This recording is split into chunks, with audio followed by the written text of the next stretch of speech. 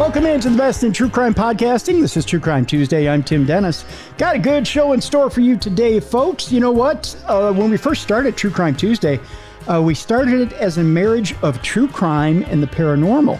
Although you may not know this, there isn't a lot to choose from when you try to make a marriage between true crime and the paranormal, believe it or not. There's a lot of true crime out there. There's a lot of paranormal out there, but there's not a lot of both.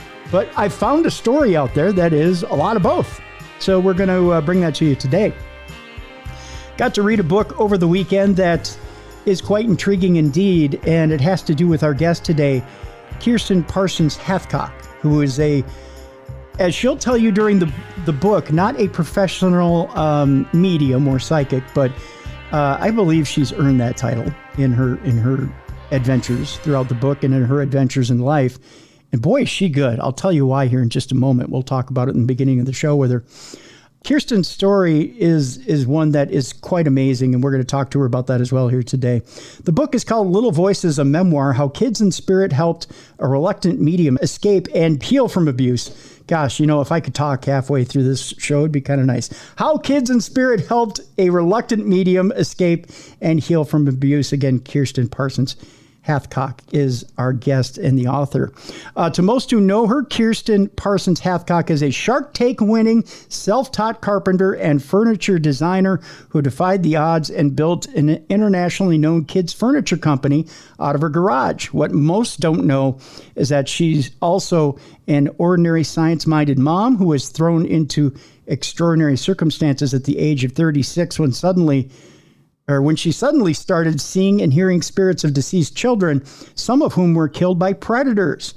Her intuitive awakening led to partnerships with detectives around the country and a traditional publishing deal from her soon-to-be-released memoir called Little Voices, which, by the way, is out September 20th, which is today. It's today. I'm looking at the date right there on my computer. You'd think it would end there, but there's more. Little did Kiersten know at the time, the kids weren't just coming to her for help. They were coming to reveal dark secrets from her childhood and save her from a predator in her midst. Want to welcome at this time to True Crime Tuesday, my guest, Kiersten, to the show. Kiersten, how you doing? Tim, I'm so excited to be here. I'm great. Thank you for having me. Well, thank you for being here, Kiersten.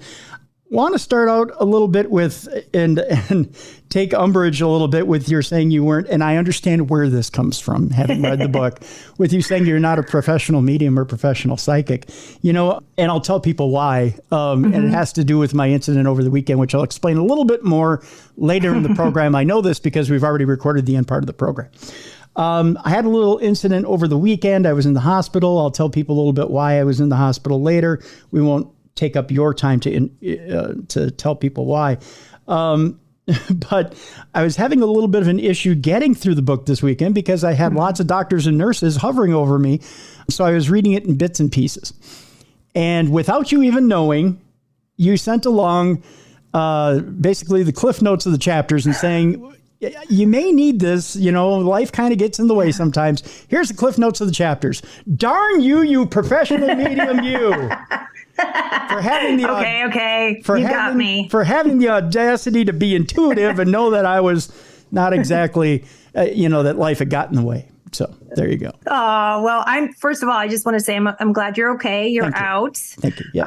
And yeah, let's keep it that way, right? Yes. Oh my gosh. Yes, that intuition thing is real. And that is truly why I wrote the book, because I was a skeptic. I grew up in Ohio. I didn't grow up around anyone who believed in anything that was related to spirituality, really, from the afterlife side. Mm-hmm. And I just thought, once I learned that it was real, I need to talk about this because I am very scientifically minded. I do trust empirical research. I'm a CEO of a furniture company. Mm-hmm. But the little nudge, I had a little nudge to give you that, to send you that today. So, I'm really, really, really glad that it worked out and it helped you out too. And I appreciate that so much. Let me ask you this. You said something interesting in the book that kind of grabbed me by the throat a little bit. Mm-hmm. And that was, you inherited the gift. Something had happened that you rejected it for a while, and then it came back to you and you embraced it. Yes. What was that thing that happened to you that you rejected it, that you said, no, this is not for me, not at this time, pushing it away? Well, there were a few things that happened to me. Now, I'm going to just set it up by saying, I'm a childhood abuse survivor. That's one of the things that I learned. I had repressed those memories. So when you do repress memories, that you have a tendency to repress a lot of memory. So like most of my childhood, I kind of remember, quote unquote, through my photo albums. Like that, those are my memories. There are very few first person memories because of the abuse. So I ended up, I was always a very highly sensitive child. I was sensitive to noise, sensitive to sound, sensitive to clothing, everything you can imagine I was sensitive to. I, again, had no training or education about intuition, or that we have this compass within us that we all can use. So I started apparently seeing spirit when I was little. And my first grade friends would tell me that I would scare the crap out of them at slumber parties because I would say, there's a man in the corner, or the lights would start going on and off. And so this is something I learned later on as an adult. I don't remember that because I don't have a lot of memory from that. But apparently that is exactly what I did. But the points that I do remember were very vivid. I remember seeing my grandfather in the corner of his funeral. Really? And saying, there's Grandpa, he's in the corner. I was 9, I think, at the time, around 9. No, honey, he's not, he's gone, and I would say the same thing to my kids, thinking maybe they don't quite understand this, not understanding that I could actually see him in spirit. So I think the more as a child that you were told, it's not real, it's not real, it's not real. And I don't blame my parents at all for that, because they knew, nothing different. But it doesn't instill confidence. So you just shut it down. And so I just basically lost faith in what I was seeing and hearing. You said some very interesting things there that I feel like I almost need to ask about. One of them is that you said you were sensitive to everything. And one of those things was clothing. And I remember as a child, I remember that feeling. There were certain clothes I couldn't wear. You remember the old rugged polyester clothes that had they were just kind of stiff and coarse? I couldn't wear them. Couldn't wear them. Because you're highly intuitive, highly sensitive. Yeah. The real rugged, coarse corduroy. Yes. Yeah. Oh my gosh. Right. Yeah. Couldn't wear it. Yeah. I've noticed it's interesting because, our kids are older now. They're almost 23 or 24 and 20. But back when they were little, Natalie could not wear a shirt with buttons on it. So, every single birthday, we're telling the grandparents, just make sure you get them some, get her something that doesn't have buttons on it. Just a T-shirt would be great. So, it's interesting to see it manifest as well in our kids. And I've noticed that with other highly intuitive children I've worked with as well. They have this, same tendency. Interesting. Yeah. What sounds? Tell me about sounds, because I've been an audiophile for the longest time, as long as I can remember. Some people tell me there are words they can't hear, or even not just sounds, but words. Tell me a little bit about sounds that you can't stand, or sounds that you can't hear. I don't have any specific things I can't hear. It's just at a volume level I cannot take. Okay. So I actually have a tough time just in general being at a concert with a whole bunch of people around me. A, because I'm an empath and I feel everything around and I can feel, what's happening. And also because I'm a medium. But B, because it's so loud. Okay. It's so loud. It's so overwhelming. And so for me, it's actually the volume that I have the hardest time with. Now, is it the volume or the frequency at what the music is being cast at? Because now that's a good question. There's been some scientific articles that have been put out there that have shown that over the years, the frequency at which music is composed at has changed. It's gone from more of a frequency of light to a frequency of darkness. Well, that's interesting. I'm going to have to research that. Yeah, it's very simple. If you Google frequency at which music is composed, and if you go from even classical music to jazz to big band, to current pop to metal, to hard rock to metal. Right. You'll find the exact frequency of, I don't think it's ohms. I'm trying to remember what it's measured by. But you'll notice that it tends to get darker and darker and darker. And now in today's music, it's lightning. So it's actually getting to a lighter frequency now. I am totally going to look into that. That's pretty incredible. I never thought about that, but I don't listen to metal and never have, even though I grew up on Whitesnake and, I wouldn't consider all that metal. That's more like hair band, right? Yeah, it's more hard rock. Yeah. Bon Jovi, right? Hard rock. But heavy metal, I can't do. I like all other forms. I love jazz. I love, my husband has the voice of Dean Martin. It's pretty amazing. I love some of that older stuff too. Yeah. So thanks for sharing that. I had no idea. Yeah. Because I've noticed too that, and I've been to, having done radio for over 30 years, I've been to a lot of concerts, a lot of different formats. I've done everything. I've been in everything from classical music to big band to everything down to grunge, metal, country, everything. There's a different feel to every audience and a different feel to each music. And you truly do get a different feel to every venue. That makes sense. Yeah. Makes sense. So there's one venue and one type of music that'll just make you feel like, ew, I can't do it. I got to get out of here. Mm-hmm. And there's another venue that will make you feel absolutely good. And like you want to stay around, you want to hear it. Yeah, no, I absolutely believe in that 1,000%. Yeah. In terms of energy and how energy works, that's pretty cool. Yeah. Wow. Yeah. Yeah. Thank you. Yeah. So it may be it's not your frequency. Right. Just not your frequency as far as the frequency. Music goes. Yeah. Yeah. Yeah. Totally not true crime, I know, but something to kind of talk about nonetheless on the paranormal side.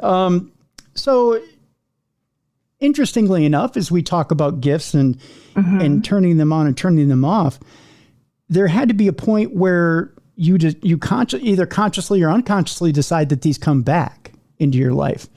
When is it that these come back? Right.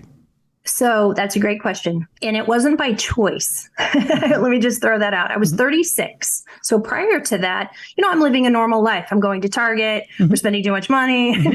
We've got 2 kids. I'm building a furniture brand out of our garage in Los Angeles. And, that was my life. Well, we were I think this is actually the point. Pinpointed it, and I talk about this in the book. Our daughter Nat, who is actually transgender, but in the book you will find out her name was Noah in her male form. So Noah had a lot of anxiety and stuttering and all of that. Now we can kind of trace back and go, oh, okay, this probably has a lot to do with the gender dysphoria, but it also just had a lot to do with her high sensitivity and intuition too. Okay. So back in that time period, I'm looking for everything I can do to help Nat, and I'm just looking for everything. And we went the drug route, we went the therapy route, we went the psychiatrist route, and nothing was helping. And a friend of mine said, hey, I've got 2 friends coming in from overseas, from the UK, and they do something called Reiki healing. And so I said, that sounds like it's crazy. That was pretty much how that was my reaction. Like, okay, where's the science? Where's the data? I need to see this. So I looked into it, and then we got to know these 2 and we liked them. And so we had them over. And I remember just sitting there in the chair, and one of the guys said, hey, can I just test it out on you? So I said, sure. So he put his hands on my shoulders. And then I started getting dizzy and woozy and nauseous. And I'm like, all he's doing is putting his hands on my shoulder. There's something to this, even from a scientific perspective, you can see there's a change, right? In the way that my body's reacting. So that was the point at which I thought, you know what? Okay, they're suggesting that maybe I train in this, and then I could help Nat by doing some of this hands-on healing, energetic Reiki healing. Right. So I said, okay. So I learned how to do it, and it definitely works. I mean, I don't do it. I'm not a practitioner of it necessarily for hire, but I absolutely will practice it on myself and my family and my friends when they're in need. But I started to notice that I think what happened is it opened me up completely. So all of those chakra channels just went whoop, wide open. Wow. And they had been pretty closed because that was not the way I was thinking, or, even I wasn't studying any of that stuff. My mind was not open to it. My mind was just open to normal stuff whatever you can see and feel and touch. Right. Right. So that's the pinpointed time period, was the Reiki healing, I believe, at 36. And that just all of a sudden you're off and running. You're off to the races. Well, yes, but it was terrifying. And at first, of course, I kept it very hidden because I thought I was losing my mind, because I wasn't equating the Reiki healing necessarily with mediumship. I wasn't on board for that. And I thought, surely there are millions of people who have learned how to do, Reiki healing, and they're not channeling dead people. Right. But, in the beginning, it was kind of slow. They knew kind of to hit me over the head a little bit slowly. So I would be in the workshop building a toy box, and nails would move across the workbench. I would hear, Mom, and I would run inside, and then I'd realize the kids are at school.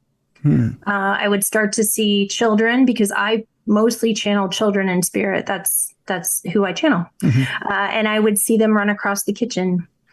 And I, of course, I told my husband finally and said, okay, I think I'm losing my mind. I think this is the polyurethane I have been breathing in the garage for way too long. And thankfully he was supportive. He said, I don't think you're crazy. Thank you. And it just kept going. It kept ramping. The more I opened up to it, the more I thought, well, maybe there's something real about this. But it took a lot of validation. It took, reaching out to parents of kids who had passed on. It took forming partnerships with cops all over the country, and having that validation for me to truly trust it. Yeah. It's interesting when you first have these, trying to think of the best way to put it, these dead subjects come forward to you. Yes. It isn't your typical dead subjects, is it? It isn't, an old man. It isn't an older woman. It isn't even a middle-aged man or woman coming forward saying, I left a piece of jewelry in the register that's really valuable, that it should be handed down to my grandchildren. It isn't a World War II vet that's saying, I wish I wouldn't have shot so many people when I was in Italy or when I was in Germany. It's not the typical mediumistic stories we hear. Would you please, Kiersten, tell our audience who's coming forward to you to talk to you? Sure. So yeah, this was shocking. So it didn't happen right away, because I think, as it is in the universe, I think that there is a plan here.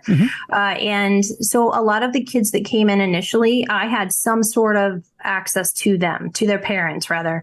I had some sort of touchstone to them, whether it was friends from high school, as you read with Nate in the book, whether it was someone else.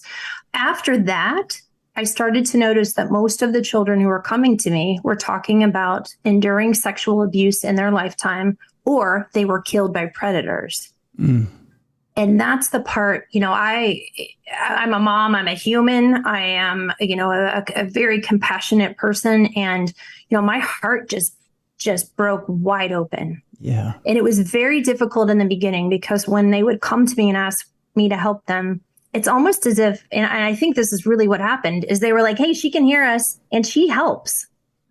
She's a doer. She's going to help us. Right. And so, what I also found was some of those children, were all killed by predators who were within the same network of pedophiles. And, of course, unfortunately, we have a massive problem with childhood sexual abuse and pedophilia. And that was unbelievably difficult to stomach and to manage. But I thought, you know what? I can do this. I just have to sort of put my heart over here for a minute and put my investigator hat on. And the more I started, doing that and recording this information and sharing it with law enforcement, the more validation came in. And the more I thought, okay, I have to do this. Now, there's hurdles here, Kiersten. I mean, let's face it. I mean, not everybody in this world is built to, first of all, one, have the bravery to say, it's my business to get involved. Most people, when they get hit with something like this, it's very easy to take the easy way out and go, not my problem. I got kids. I got a husband. I got a life. I got a business I'm working on. And first of all, I got to pay the bills. So, not first of all, not my business, and I got to take care of my business. Second of all, it really takes a different kind of person to say, okay, I want you to believe I'm not crazy. Yes. So yes. here's the thing. Not only do I have to sell myself, but I have to sell you on the fact that I'm talking to your dearly departed child. Yes. You've already gone through a major trauma. By the way, I'm bringing you a message, and I'm trying not to rip that scab off the wound again. Exactly. And I'm trying to give you what it is you need, but maybe I'm also trying to solve a case that's been wide open for a long time. Mm-hmm. And I'm not trying to stir up shit in your world. Pardon my language. Yeah. And I'm also trying not to prey on your pain. Yes, exactly. That's a lot. Exactly. It's a lot. No, I mean, it gave me pause big time. I was very reluctant. So I really meant that when I put that in the subtitle of the book. I was reluctant. In my heart, I knew I needed to help. I didn't know why I needed to help necessarily, other than, who doesn't want to help? Yeah. Families find, some comfort and closure or whatnot.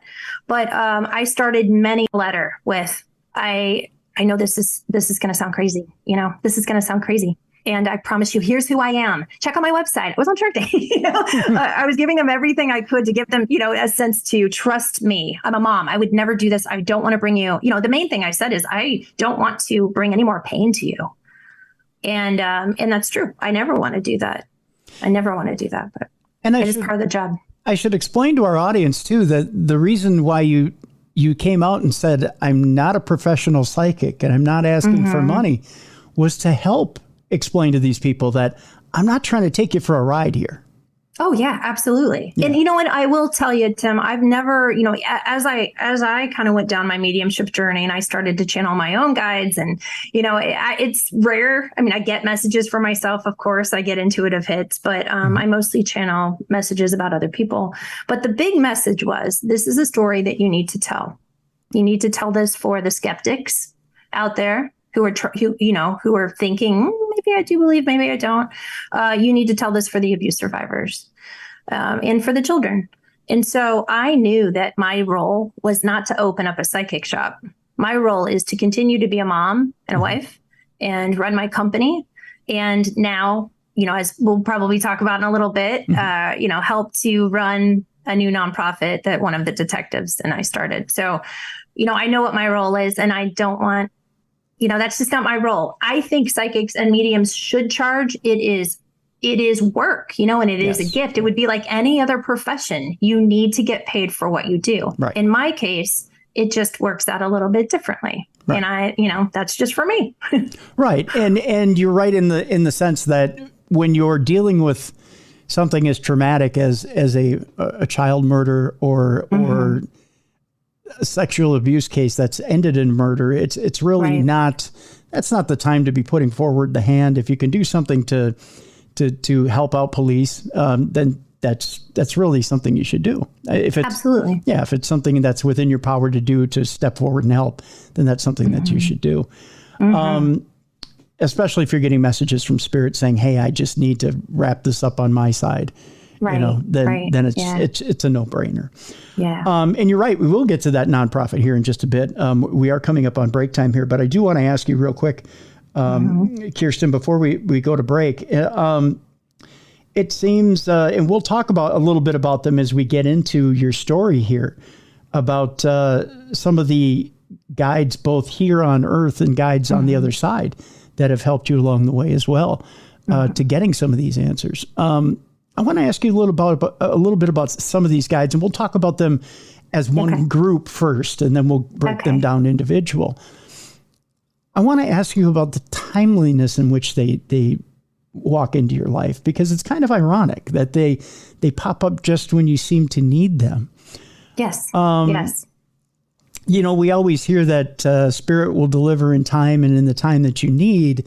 Do you really feel that that's the case in your point? Or do you feel that there's a point maybe in your life where they let you down based on your story? And I'll explain that a little bit later as to why I might think that. Why you're asking that? Yeah. Yeah. But do you feel like they've ever let you down? I don't, actually. I don't. I think that they show up, just like you mentioned, when you need them. And, they will try and hit us over the head, to get us to see the signs, whether they are physical signs, whether they are opening and closing doors, whether, whatever they're doing, they will help us in that way. And my guides have always done that. But I also know that there's free will. We have free will as souls. Mm-hmm. And so, that's where, if I chose to kind of push it aside for a while, then that's what happens. I push it aside for a while and then I come back to it. But I have to believe that the timing of things for me is happening exactly the way it should. Okay. Yeah. I think with that, Kiersten, what we'll do is we'll take our break. When we come back, we'll talk a little bit about some of these guides that we're talking about and how they enter into Kiersten's life. We'll also talk a little bit about some of the people that enter into Kiersten's life. And we'll talk a little bit about Mod Mom Furniture, her business, and how Mod Mom Furniture changes Kiersten's life from one extreme to the other, and how it leads her down the road to solving some of these crimes psychically. It's funny how, and I'll put it this way, Kiersten, it's funny how sometimes earthly things can take your eye off the ball psychically, and psychic things can take your eye off the ball off of earthly things. Yes. And so when we come back, I want you to answer this question, and that is, how do you balance the psychic with earthly goals? We'll put it that way. I will answer it. Psychic it's a good goals question. And earthly goals. How do you keep them balanced? Okay. We'll do that when we come back. The name of the book, by the way, which you can get, we have a link to the book in the description of this program. The book is called Little Voices, a memoir. It is out today, How Kids in Spirit Helped a Reluctant Medium Escape and Heal from Abuse. Our guest is Kiersten Parsons Hathcock, and we'll be back. When we come back, we'll talk about psychic goals and earthly goals, and how do we balance those two? It's all when we come back with Kiersten Parsons Hathcock. We come back right here on the Best in Paranormal Podcasting. This is True Crime Tuesday. Welcome back to the Best in True Crime Podcasting. This is True Crime Tuesday. I'm Tim Dennis. Our guest is Kiersten Parsons Hathcock. We're talking about the book, which is called Little Voices, a memoir. There's a big, long title after that, Kiersten. So yeah, it's so long. I know. Yeah. You don't have to say it. Okay. But it's out today. It's out today as we're recording. As you're hearing this, it's out today. As Kiersten and I are recording, it's out tomorrow. Yes. Yeah. Yes. So, but we've got a link to it here in the description of the program, so you can click on it, get a copy of it for yourself. A very enjoyable read, and I'll tell you, Kiersten, it's tough to say that somebody's life story is a very enjoyable read, especially when there's a lot of turmoil involved in it.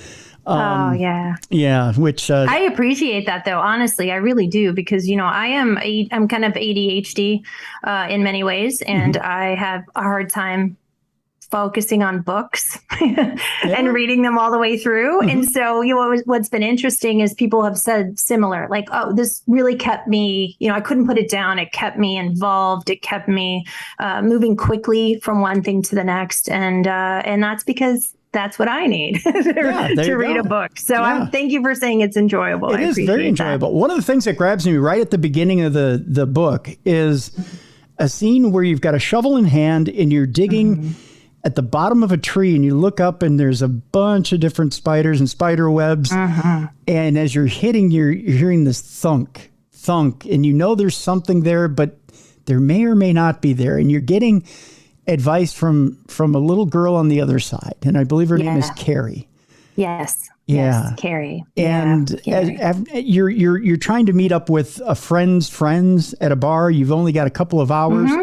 And you're personally feeling the responsibility to try and get to a body. You're trying to get to this. Yeah, I'm trying to get to evidence. Yes. Right. It wasn't a body necessarily, but trying to get to evidence that I knew was going to link, obviously what had happened to her case. And it was heavy, but I felt that responsibility. She had been coming to me with messages for a while.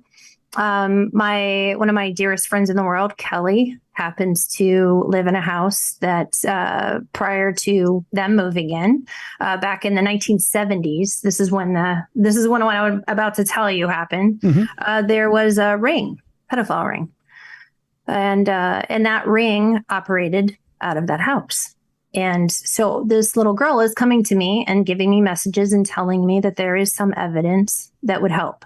And if I could just dig. So I dug for hours and hours and hours. And it was, I'm used to carpentry, which is, it's not all that easy, but it's not digging for hours and hours and hours. And, what was so fascinating about that case is that, at the end of the night, I've only, like you said, only have a couple hours. We're getting ready to go out with friends. And I knew I can't say like I can't go. All right. I was there to see my friend Kelly, but also, thankfully she believed in me. Yes. So we went out, we came home, we went to bed, and I thought, okay, I still have a few more hours, just a few. If I get up really, really early, I have a few more hours and before I have to catch my flight home. So I got up really early and I went out to the hole where I had been digging, and all of the dirt that I had dug out was still on the side in the mound. So we're talking like 4 feet, a lot of digging, hours and hours of digging. And then I noticed all of that was still there. I look in the hole and the hole is filled up and it's a different color dirt and it's actually slanted. So it's as if like I literally just stood there and thought, what the hell? I don't understand. Wait, where is it? Like, did a dog kick that in? No, there's no dog tracks. There's nothing there. It's a different color dirt and it's slanted. And so I was fairly new to channeling at that time. So I called up, the one medium I think I knew, Megan. And I just said, Megan, I need help. I don't know what this means. And she said, she's telling you have to go further. You have to slant more towards the fence in order to get to the evidence.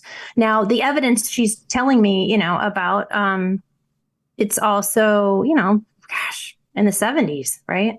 Mm-hmm. This was in early 2000s or 2010, 2000, I think it was 2010, 2011. And, it's a long time. There's a lot of branches, the tree branches, and the tree roots have now extended massively.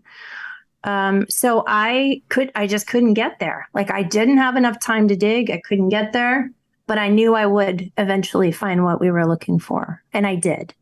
And I wish I could tell you more about that, but I can't. Yeah. Based off the fact that there are a lot of cases intertwined and, but I did find it. Yeah. Wow. Yeah. And Carrie sticks with you, which is amazing. Mm-hmm. Carrie is one of the children that sticks with you. Yes. Maybe a little too close, but she sticks with you. It was really interesting in the beginning. What I learned about Carrie was that she hadn't crossed yet into the light. When I first learned that was a thing I could do, mm-hmm. Basically from watching Ghost Whisperer, right? Mm-hmm. I thought, well, is this something I'm supposed to be doing too? Because I was noticing a difference when the children would come in and they were on my right side. Like I would have chills all the way up my right side. That meant that they had not crossed into the light yet. When they came and chills filled the left side of my body, that meant that they were on the other side. And so I had to Google. I Googled a lot, as you read. I Googled a ton. How do you cross spirit into the light? So I just basically, read something that said you can just create the intention. You can see in your mind's eye that there is a big kind of circle opening with light. Mm-hmm. And so I just say, okay, it's over here by this window. And, there's a lot to that story and how to cross and why they come to me. But that's what I noticed. So I actually didn't help Carrie cross at the time because she became pretty attached to me. And that's a whole story in the book that would be kind of interesting to read. I don't want to give it away. Yeah, no. By all means. I did have a friend help me. And she was the one, Megan, the same medium, was the one that said, I need to help her move. Let's help her move on, onto the other side. And I knew that's where she needed to go. So she helped her cross. And then what was interesting is that she comes back and forth, just like they all do, that are on the other side. Mm-hmm. So, but she does stick by me, Yeah. She sticks by me. She helps me out of tough jams. She kicks my butt, they all do. All these kids, they keep me in line. And, they eventually went on to save my life. Since I read that you watch The Ghost Whisperer to figure that out. It's been racing through my mind. Have you ever met Marianne Winkowski, the real one? I have not. The real Ghost Whisperer? I have not. We've had her on the show many times. Oh my gosh. Yeah, no, I would love to meet her. I would be just a fangirl. I would say thank you because prior to that, I didn't know, I didn't know what I was doing. We may have to put the two of you together, I think, because I think it'd be cool. Oh, I'd be honored. Yeah. I'll send you a little gift too. Thank you. Oh, no. You don't have to do that. That's amazing. Thank you. I just think it'd be really cool to get the two of you together.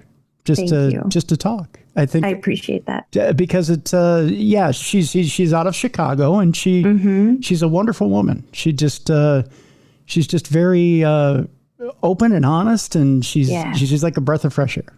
I love that. Yeah. She sounds like my kind of people. She is. She'll tell you just straight on. And what's amazing about her gift is back in the old days when we were on radio, she would answer calls from callers and would be able to tell them if they were sitting in their home, if there was a spirit there in their home. She could describe them. Unfortunately, couldn't talk to them because the spirit can't communicate over the phone, obviously. Right. Yes. But she could tell them what they looked like, kind of get a sense clairvoyant. of kind of what they were doing there and what they might be doing there. But she just had such amazing insight as to the other side. And, she would say, if you're, and she had answers for just normal lay people. Like if if you have a spirit in your home that is earthbound and just can't seem to find their way to the light, there are multiple sources or portals to the light in different areas. I mean, it may be as simple as you live close to a funeral home. There's a portal right there at a funeral home. Tell them to walk to the light there. Right. Just some fascinating stuff. So, I really love Marianne. She's an amazing woman. So, I would love that. Thank you. Let's figure it out. We'll figure it out. Okay. How we can get the two of you together. So, I would love it. I think you two would have a fascinating conversation. Me too. Along with Carrie, you have other kids and other people on the other side who are instrumental in your story. One of them I found absolutely fascinating is Jason. Can you explain to me Jason and his mother and how they relate to you? Yes. So Jason was 23 years old when he passed away, and he passed from a heroin addiction. And I met his mom because I had started a nonprofit years ago. I've since closed that one because I realized I had way too much stuff going on. I couldn't manage it all. But the nonprofit was called the Light Project. So Yvette is her name, and she's an amazing woman. And she found me. And I was doing no advertising, of course. So Jason is guiding her. She is one of the most incredible moms because, from in working with many, many, many, many grieving parents, grief is a block in many ways, right? For intuition sometimes and to be able to hear your own child and whatnot. And it opened her up. So she was simply just losing, one of the most horrible times in her life, losing her son. And then she was able to start hearing him on the other side. So it was interesting to meet her because I had never met a mom that could do that. Yeah. And what was most fascinating about that too is as Yvette and I are getting to know one another, she would say, "Oh, Kiersten, by the way, Jason's saying this. You need to do X, Y, Z." And now he'll come through me personally, just independently, but sometimes he'll also just share a message through his mom. Wow. And I would share messages, he'll come through me and I'll share them with Yvette. It was, I remember sitting at work one day and she wrote me and she was in a panic. This was probably 2 or 3 years after we got to know one another, and she couldn't find her cat. So Jason came in and he said, "Help my mom find her cat." So I happened to be fairly good at locations and I found her cat in Maine. In Maine? In Maine, from Flagstaff, Arizona, and said, here you go down to this street, do this. It's over, your cat's over here in this corner. And that's where the cat was. So, even knowing them helped give me more confidence about all of this weird woo-woo crap that was happening to me. Right. But Jason just always believes in me, and Jason would tell me, "You're going to do a TEDx talk I'm like, Jason, I'm not going to do a TEDx talk. They don't want to hear me talking about spirit. Like, this is TEDx. They're scientific. Yeah. Sure enough, I did a TEDx talk. He, everything that he says tends to come true. But one of the most valuable things, for me was actually when I was involved with this predator, which we haven't talked about yet, but we will this get predator there. that came into my life.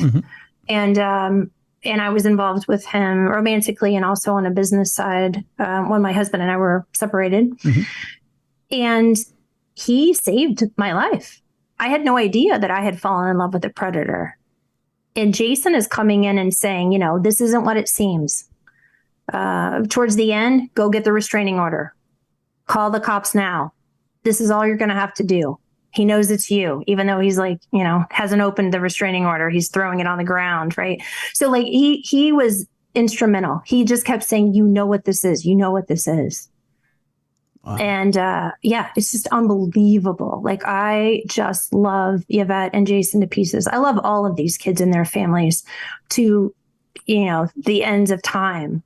And I'm so grateful for all of them.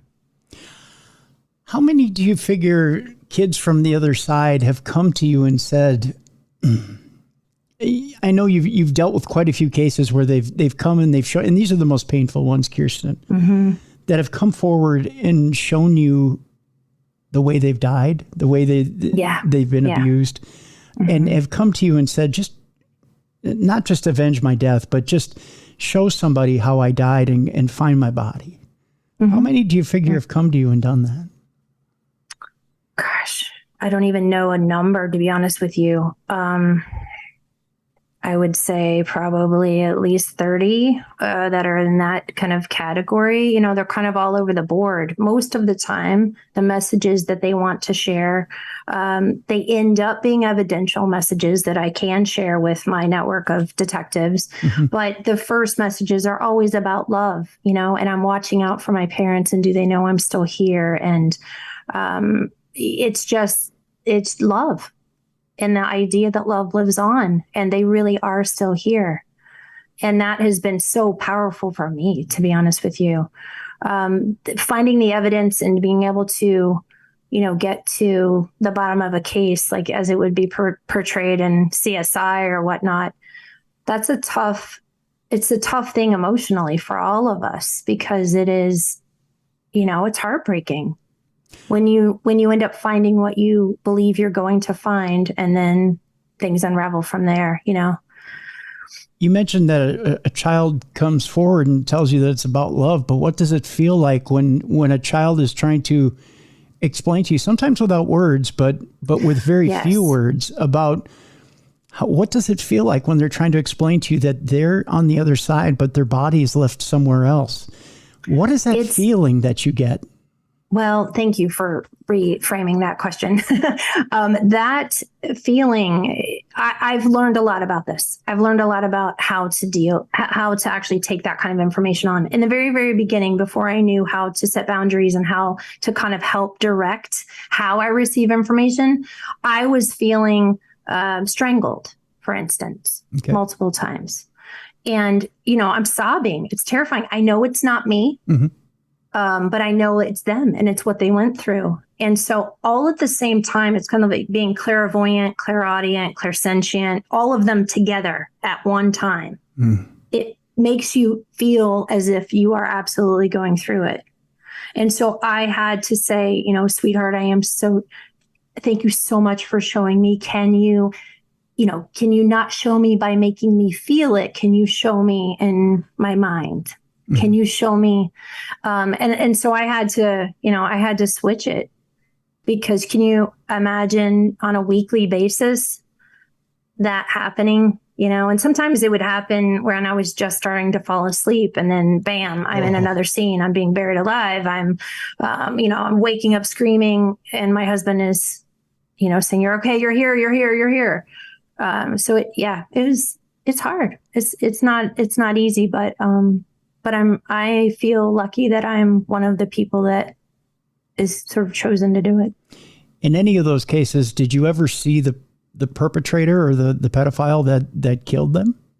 Their face? Yes. Really? Yes. And I have actually had an interesting experience where one of the predators came through after he passed. Really? And he shared information, yes, about a case. Yes. And so for me, my belief and what I have experienced personally is that, there's no hell. But I believe that everyone goes into the light.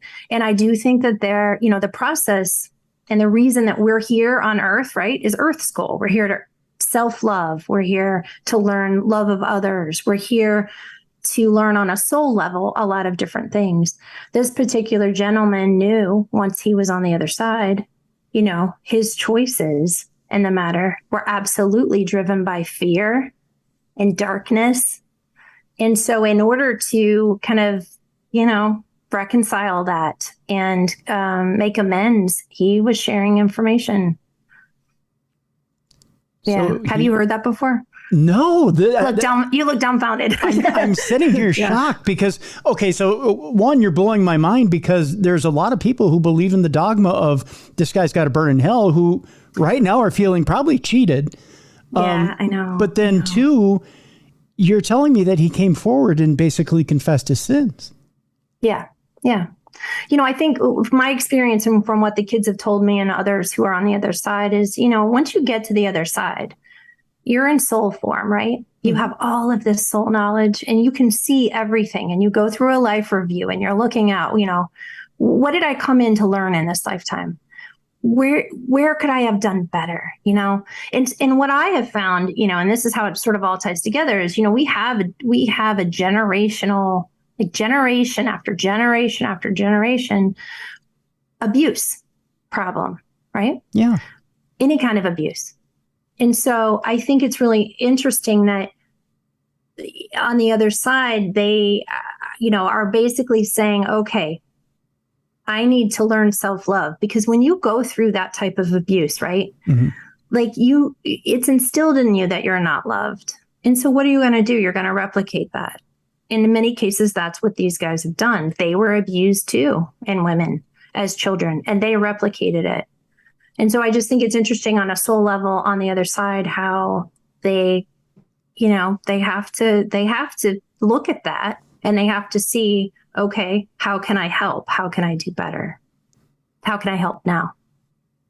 But Kiersten, here's the kicker. I mean, we hear about soul contracts and things like that before we come into this life, but essentially, if you don't make that choice, if you're abused as a child, and you don't make the conscious choice to turn around and not abuse somebody as an adult, if you choose good over evil, if you choose to say, I am not the victim of my own circumstance, right, and choose to repeat the pattern and fall into, and I'm sorry I'm putting it this way, but it is what it is. If you choose to fall into weakness and not into strength, okay, you essentially continue the pattern and it just continues generation after generation. Yeah, you just spark the next generation of abusers. Yes. So in what a lot of religions believe, there should be a penance after that. There should be payment for that. Because there's not exactly a lot of, I shouldn't say there's not exactly a lot of people like you, because a lot of people believe that we all have not that we all have the gift, but a lot of people have that gift, that they should be able to hear somebody calling out from the other side, asking for forgiveness and say, and be able to make up for what it is they've done here and be able to, especially if they've killed somebody. Right. That they should be able to confess their sins and tell somebody, this is the awful crime I've done. Please give somebody closure. Yes. Here's what I've done. I've never heard that. ever in all the shows I've done, heard somebody come forward and say, yeah, the killer came forward and confessed to a psychic and said, this is what I did. Here's where they are. Never. Yeah. I don't know if I'm unique in that case. I'm kind of unique in some ways. Definitely. I seem to have a niche, right? Yeah. I have a niche. But what I found is that, the idea of heaven and hell has been really interesting with me because a lot of the kids who come to me also have committed suicide. And some of those children have grown up believing that there is hell and they are going to hell because of it. And the main thing I do is I have to say, honey, that it's not true. You are not going to hell. There is no, so it's kind of an interesting thing. I was surprised because, I've obviously dealt with a lot of that type of thing. I was surprised when he came through. I remember just, reaching out to every medium I knew at the time and said, wait, what? Is this what's happening? Is this real? Have you, dealt with this before? And several of them said, yes, they had.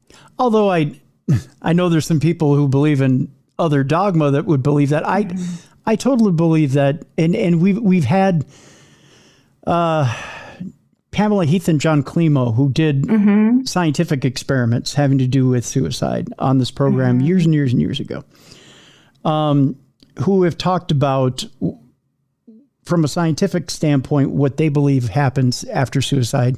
And it has nothing to do with any realm of hell. Yeah, I truly believe that people who are in that much pain that they commit suicide are truly wrapped in God's love when it happens, and that they are truly in pain and need to be healed. And if anything, are taken to some sort of hospital or ward where they need to be healed. Absolutely. I don't think that if there's a creator or a God or anything there, that a loving energy that creates us all, that binds us all, that cares for us, I don't think they'd ever let us slip through the cracks and be punished for something. No. As we're so, at that particular moment in our lives, we're in so much pain that we can't take it anymore. Right. I don't think that they would add to that punishment. Exactly. No. And I haven't found that that's the case either. I've also seen many parents and families who have, children who have passed on that way, start foundations, and they've started educating others about, the signs of suicide and whatnot. And their children on the other side couldn't be more proud and happy. They're so happy that they're able to communicate about this. So I just look at it like we're moving humanity forward, right? Even if you just look 50 years ago, how the growth that we have experienced in terms of opening our eyes to what life is really about and why we're here, and kindness for others. It's definitely given me a different perspective about life, for sure. Yeah. I don't mean to pile onto this any further, Kiersten, and I'll leave it at this. Yeah. The Western world, or specifically the United States, I think, is the only civilization that looks at suicide in a negative light. Yes. You look at other areas of the world, ritual suicide is almost an honor. Yeah. Especially, or if you've been shamed, ritual suicide is the honorable way out. Right. No, I know the ideas and, the programming that has been instilled in all of us, for generations, right? It's very different from, what we see in the rest of the world. Yeah. And I think that the shame is the part, I speak with moms who have lost children through miscarriage or through abortion. And I have to say, none of that is wrong. No. There's such a shame that is carried with so many of those things. And I think we need to stop shaming each other. Yeah. Because we're really, truly here to love others, and to experience this life as a human. Yeah. Yeah, we don't spend enough time focusing on love, that's for sure. I'll give you that. We don't. I'll give you that. Let's turn the focus back onto the book a little bit here. Okay. Not that we haven't been, but I want to get into a little bit about the balance. We talked about how we balance the physical, the here and now, with the psychic and the spiritual. It seems that as we get into the meat of the book, and we talked a little bit about the predator that focuses on you towards the middle and end of the book, and how eventually the psychic does come in. Spoiler alert: the psychic does come in a little bit to save you from the physical. Let's talk a little bit and lead up to it here a little bit as to how to balance that psychic world with the physical world. Now, there comes a point where, Mama's got to pay the bills. That's all there is to it. Yeah, and, absolutely. And got to make a living. And we all have to do that. We all have to pay the bills. We all have to make a living. Mod Mom Furniture was a passion of yours. Yeah.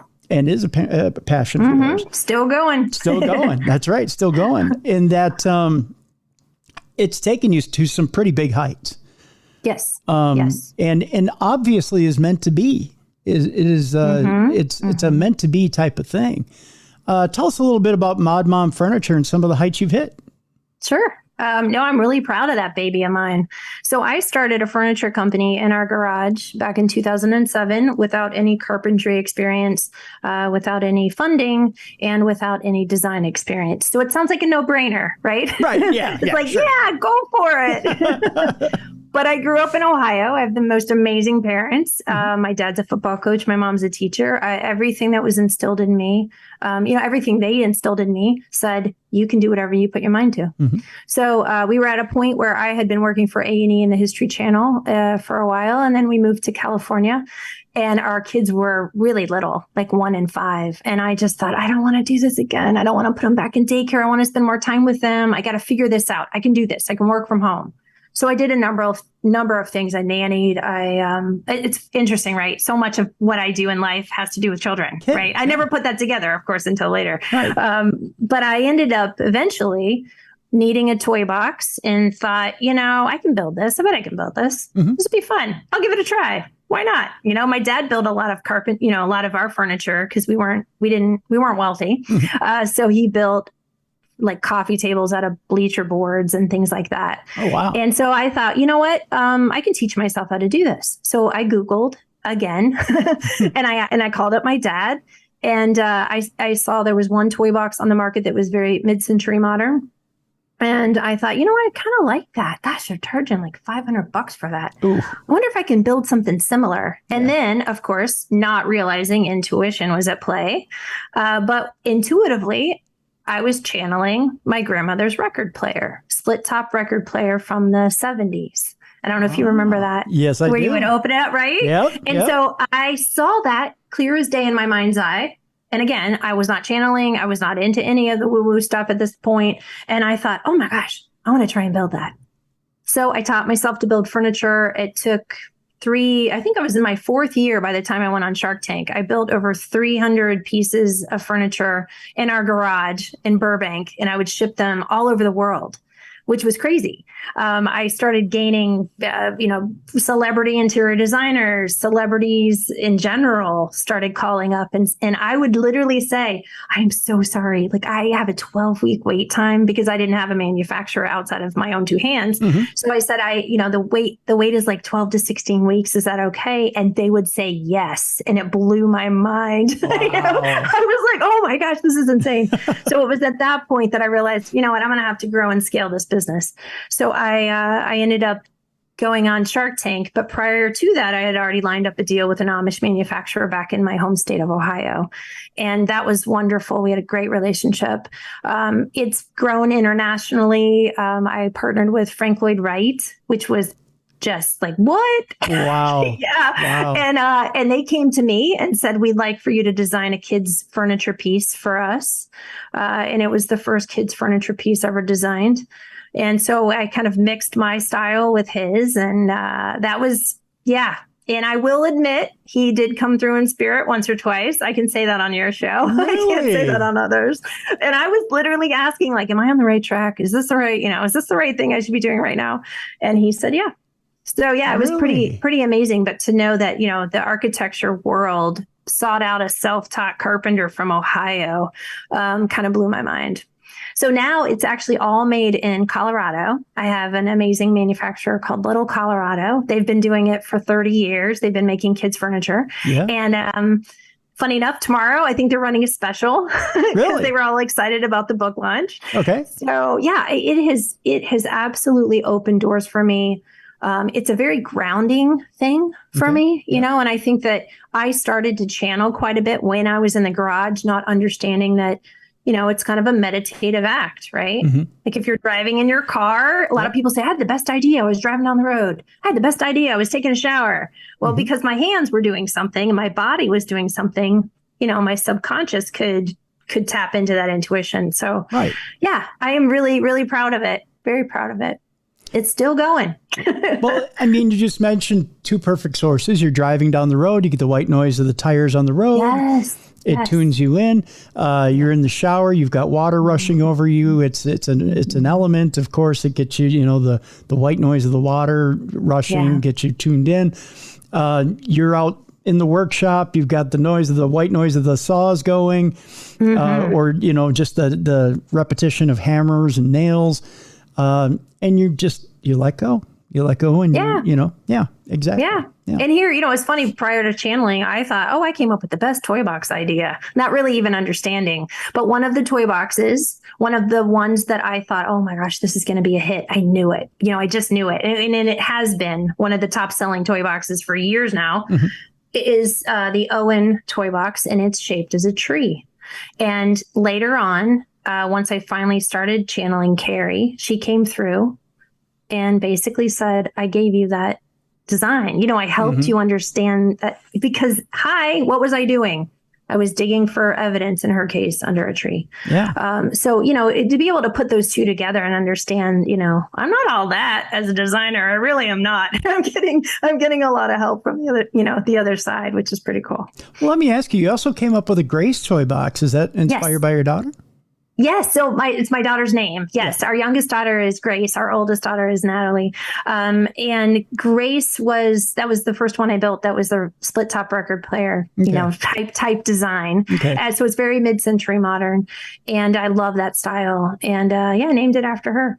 Okay. And Nat is going to have a new one. She had a Noah earlier in her life, a Noah Owl toy box that, so things are going to change there too. So can you reveal what the style of the Nat is? Well, right now, actually, I've got 2 or 3 that are coming out that I can't reveal yet. Okay. But they're cool. They're still more in the vein of the mid-century style. They're a little bit less arts and crafts, I guess, in a way. Okay. But yeah, I'm really excited. I want to honor her. Cool. New path. Very cool. Be awesome. Very cool. Very cool indeed. Very cool indeed. All right, let's dig a little deeper now. Let's dig a little deeper as Mod Mom is taking off. You are you and your husband decide that things aren't really great at home. You've seen that things aren't as tight as you thought they were, that you're going a different direction than he is, I guess, to be fair. Yeah. So, and it was more me than it was him. In fact, it shocked the hell out of him. And I hate that. All of that I hate, because I love him dearly and I didn't want him to hurt. However, there were a lot of issues in marriage. Marriage is hard, as everybody's listening out there, right? And you come in with all kinds of baggage, and, God bless him, he married a woman who had no idea that she was sexually abused until she was 40. So one of the things that happened right around the time, I think it was 2012, 2013. So I had been, Mod Mom was pretty successful. We had moved from LA to Flagstaff, Arizona, and that was guided by intuition. I started to have visions of myself at a very young age. And I started to recognize, they were similar. I had been channeling for 2 years. So it was very similar to what I was seeing when I would work on cases. But when she turned around, she was me. And I thought, oh my God, what is this? So it took a little while for me to come to grips with it. I finally was able to reconcile that I had been raped when I was 5, but sexually abused between the ages of 3 and 6. It stopped around the age of 6 by my distant uncle. So you can imagine what that does to someone. Yeah. And I am a doer and I am a fixer. And I thought, I got this. I'm just going to check all these boxes. I'm going to go to hypnotherapy. Check. I'm going to therapy. I'm going to talk about this. Check. Not understanding the subconscious and how it works. Not understanding that the subconscious drives 80% of our behavior. And not understanding that I can't just talk my way out of this. I can't heal little Kiersten in the ways that I wanted to heal little Kiersten. So you put that in this big stew of job loss. I lost a big spokesperson deal that I had, a big licensing deal. We were projecting $5 million in sales when I lost that. Issues with my marriage, I end up meeting this predator that I've mentioned earlier in the talk. And man, did he walk in knowing exactly what to say to me. Lowest point of my life, absolute lowest point of my life. I fell head first for him. He knew enough about me. He did what predators do, right? They groom. So they learn about you. They understand, Kiersten, what you're doing with the Light Project and what you're doing with other families and channeling. I just think it's the most amazing thing. So all of those things he was saying to me, I'll help you. I'll help you get Mod Mom back off the ground. And at home I was feeling, I was feeling like I was still carrying everything. And thankfully, my husband, spoiler alert, my husband and I are back together and it's awesome. And I love him dearly, but he's also emotionally intelligent enough and also such an old soul type person and just an amazing human being that when all this stuff happened, he took it personally. He said, he wasn't just saying like, oh my gosh, Kiersten just ran off and did this and now she wants out of the marriage and da da da da da. He was saying, what's wrong? Where can I look inside? And so he realized that he was very much kind of being the Peter Pan syndrome, like running around for the first 18 years of our marriage. And I was keeping all the plates spinning. Yeah. We had been through a lot of job loss, a lot of layoffs, not his fault, but the industry. And I'm the one who says, okay, I can fix that. I'll build a furniture company. So that, to set the scene, that was it. Yep. In walks Predator. Unbeknownst to me, he was actually friends with friends that I knew and respected in the industry. He was respected internationally in the home furnishings industry and design industry. And so there were no red flags for me. I couldn't understand why I felt such a draw to him. I will say that. I couldn't understand that at all. Can I throw a little 2 cents in here as to why? Yeah. And I hear this a lot from people who think they know about the game of attraction. Okay.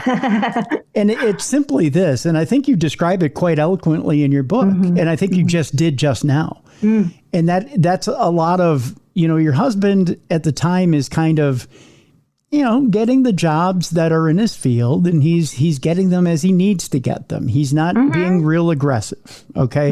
Which isn't the sexiest thing in the world, but it's necessary. When crisis hits, he isn't being the alpha male. He isn't saying, don't worry, honey, I'll take care of this. Yeah. I got you. Yeah. Don't worry about it. I'll take care of the family. I got it. Yep. He's saying, oh, you got it, right, honey? I'll figure out something. While I'm out trying to figure out what next job I'll get that's in my career, you got it, right? Yeah. That's exactly. Yeah. Absolutely. And that's not exactly the biggest turn on to a woman. Well, even beyond that, it was 18 years, we had been together for 18 years and he was still my best friend, Oh, sure. But because we went through so many layoffs and so much strife, it was really difficult. I was beat down, I was so tired. But Kiersten, your best friend isn't your best lover. Well, there's that. Yeah, you're right.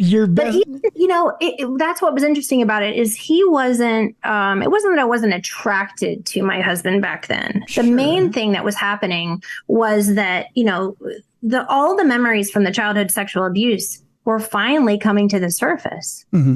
So little Kiersten, the one who had been buried pretty much, for 40 years, is starting to rise up. And guess what? She's in my subconscious. And guess what? My subconscious is programmed to believe that abuse is love.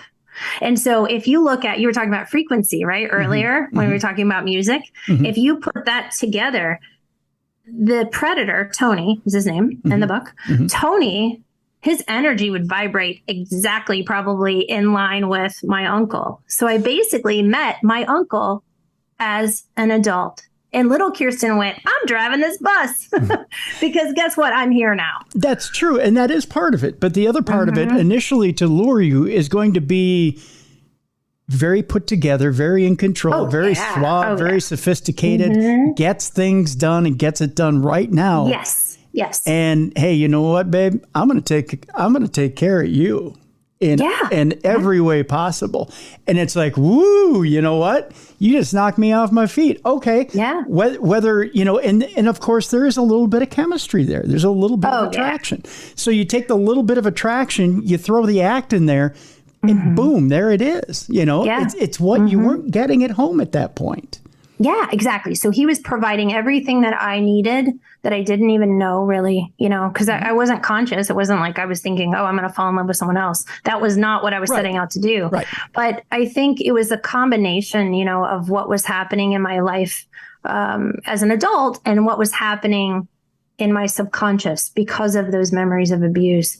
But he pretty much just, he swept me off my feet.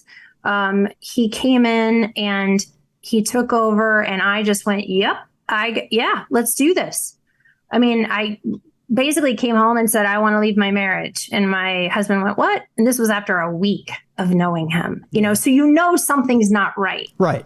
Something's not right there. But he was very, very charming. That's little Kiersten driving the bus after a week. That was little Kiersten. Yes. Yeah. And the other thing that's interesting, and I'm not sure if you've been able to read the very end of the book, but what was really interesting after all of this was said and done, the kids are coming to me throughout and they're helping me. They're helping me understand that I have been groomed and that what he is saying and what he is doing is abusive. Mm-hmm. It's categorized as sociopathic abuse, narcissistic abuse. Mm-hmm. It was leading to physical abuse and all of that. They're helping me understand that.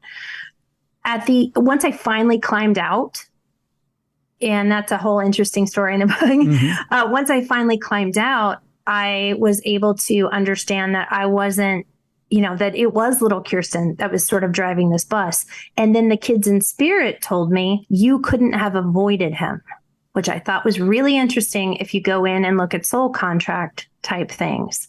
So the way that, it's sort of the intersection of psychology and spirituality is really my story, because I had to reconcile both of those. Like, I understand why I was drawn to him. I understand all of that. But was I really meant to meet him? And so I basically got, I was. And is that because of where I am now? Yes. Is it because that I am here to tell this story? Yes. I was thankfully able to heal little Kiersten. But, could I have shortened it? Yes. There was the free will aspects of it were in play, and I could have shortened it if I trusted my intuition more, because that's the part of the story where, I kind of just pushed all that stuff aside, not understanding. It's interesting. In retrospect, where's the point where you think you could have shortened it? So in retrospect, there were, we broke up 7 times in abusive domestic violence situations, which, I had to get a restraining order. The cops came to our apartment. It was absolutely 100,000% domestic violence. Mm-hmm. That's the average of 7 times. Jeez. So I understand from the chemical side of the biochemical dependency that happens in an abusive relationship and the dopamine and all of that stuff that gets kicked up. I understand why he was my drug. I had to just keep going back for that high. But there were multiple moments that the universe kind of gave me an opening. Mm-hmm. And then I said, no, come see me, or I would make my way to him. And I think that those are some of those options. And that's one of the reasons I wrote the book, because, yes, I do know that I was likely a contract. We have had past lives together. I know that. But I was ignoring the intuitive signs that I was ignoring the signs. And that is what most abuse survivors tell me, who have fallen into abusive relationships that are romantic, is that they knew it in the beginning. Their gut told them and they didn't listen. And not to shame survivor. I'm not shaming myself either, because I know, again, that I was supposed to go through a lot of this stuff, right? Mm-hmm. So that's where it gets really heady to try and piece those two things together. But I just feel like if I can give a little bit of a nugget for anyone out there, and for all of the future generations who are trying to understand just how much intuition can help you heal and can help you escape abuse, then I feel like I've done my job, just a nugget, just one. Yep.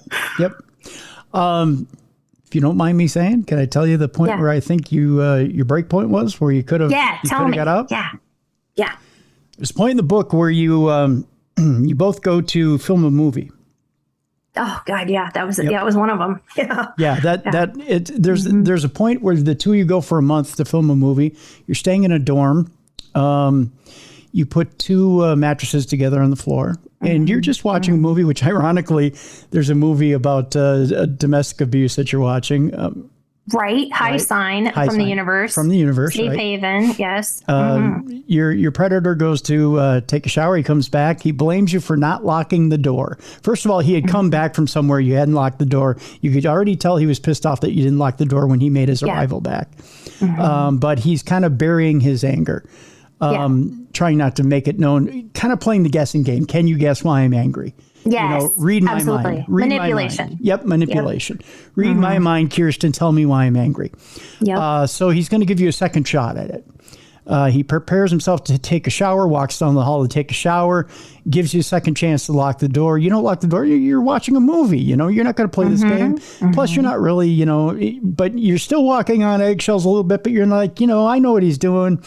I'm not going to, why am I going to lock the door? I feel safe. It's not a big deal. I couldn't really pinpoint it, to be honest with you. I knew there was something wrong, but I didn't quite know it was attached to the door. Right. But I knew, once he came back the second time and I hadn't locked the door, that's when it became crystal clear. Yeah. Like, oh my God, okay, this is why he was upset. Right. And then he goes off on you because you didn't lock the door, because you're just leaving it open, because you're waiting for somebody to, what was the quote? You were waiting for somebody to come in and rape you? Is that what it was? Yeah, no, he said, you want men to come in. You want men to come in. I know you do, Kiersten. You want other men to come in. And I was like, what? Which, I had already at that point known that I was a childhood sexual abuse survivor, right? So he's literally saying that to a rape survivor. Yeah, which is insane. It's insane. It's insane. Yeah. And I was still in that moment of thinking, he just doesn't understand. Because, they're not abusive all the time, right? That's the whole key to an abusive relationship. Right. So they will appear very, very emotionally intelligent, very caring, very loving. And then it just makes you think, well, if I just talk more about this, if I just try and explain myself more, which is what I tried to do, and it didn't work. Yeah. So at that point, he... in a huff, he throws on his clothes, he leaves. Is that what it is? Yeah. So he actually punished me all night long, because that's how that works. Yep. So he jumped in. We had made a bed on the floor. We put two twin mattresses together on the floor. It was like, a normal college dorm room that we were staying in for the filming of this film. So we put those on the floor. He then decides, oh, hell no, I'm not doing that. So he jumps up on the top bunk and grabs his blanket. And it was very clear in that moment that, okay, well, we're not sleeping next to each other on this bed that we've made for ourselves. And then he just swooped down and grabbed his pillow really angrily. And then, just gave me the silent treatment all night long. He slept like a baby. I was awake all night long thinking, I still don't understand what I did, Yeah. I'm having such a hard time figuring out why he's so mad about this. I can't figure it out. Yeah, I know. Then at that point, he kind of is off in a huff. He's going to work at that point, No, he wasn't going to work yet, but he was, again, it's another punishment tactic. So he gets out of bed in the morning. I probably finally fell asleep in the very wee hours of the morning. So I was asleep, and I remember waking up to hearing the boots being pulled on and the huffing and puffing and the jacket and then the door slamming. And, there was no goodbye. And in my world, typically, when you're dealing with someone who's not a sociopath or a narcissist, things get better in the morning. Yeah. People tend to go, I'm sorry, I was just all wrapped up in my emotion and, da, da, da, da. So I was still naively expecting that to happen, because I'd never really met anybody like him. Yeah. So anyways, he runs off. Yeah, he runs off. And then I just think, I can't stay in here. Yep. I got to get out of here. And you did something at this point, Kiersten, which you should be applauded for, but you should have followed through with. And that is, I know. At that point, you decide, I'm going to book an airplane ticket back home. I'm done. Yeah. I'm done. And I felt, yes. And but I will fully admit, and I think a lot of survivors will say this, there was a piece of me that also was hoping that if I went to that length and said, I want to leave, that he would be like, oh no, please don't go. because I was still hoping to see the man that I fell in love with. It's a Jekyll and Hyde thing. So I'm like, kind of, where did he go? Where did he go? At the same time, I knew what I was experiencing was not okay. And so I did start to look for flights, and I felt like I have no choice here. Like, I'm just going to go. I'm out of here. And then as soon as, it's an interesting game they play, because as soon as he understood that I actually was serious and I started looking for flights, then he started to soften. Don't go. Please don't go. Right. But you realize now why he did that, right? Yeah. It's all manipulation. It's manipulation. Yeah. It's control. Yeah. It's all control. Exactly. In a matter of speaking, he showed you his ass. He showed you exactly who he was. Mm-hmm. You didn't like who he was, and you chose to walk away. Yeah. Yeah. And he can't have that. No, he can't have that. No. And he'd already groomed me well enough, because we had been together at that point for like a year and a half. So right. I was very well groomed in order to, he decides. Perform. He decides when you lied. Yeah, he decides when you leave, not you. Yes. Not you. Yes. Right. Yes. And that's a controlling, abusive relationship. Right. And, not having any experience with that, because my husband and I, that's just not how we operate at all. Thank God. It was awful. It's visceral. When I think about that night and that day, and I'm really, really, really glad. But you're right. Absolutely. You're so right. I think that was probably, yeah. So I could have shortened it. You could have. You could have. Yeah. You could have walked away, and that could have been the end of it. Never taken a phone call, never taken an email, never talked to him on Messenger, nothing. You could have just. But I was, I was totally addicted to him, not understanding it. Oh, sure. You would have had to have fought, you would have had to have fought the craving, but you could have detoxed. Yes. And that would have been the end. Yeah. Yeah. And that is, I've had women write to me, because then, we fast forward a little bit. We find out, after I did finally get out of the relationship and got a restraining order, that he had done this to many, many, many women around the world. So a lot of these women were writing to me saying, I don't know why, I'm just so grateful for you. Thank you for speaking up about this. I couldn't be as strong as you. And I want to say, it's not that they weren't as strong as me. I don't feel like this has to do with strength. And I think that's where we shame survivors. Right, I think it has to do with understanding. And I finally, thankfully, because of my intuition and because I've had others on this side of my life and then on the other side helping me, I was able to climb out. But that addiction is so strong, and that patterning is so strong. I lost who I was.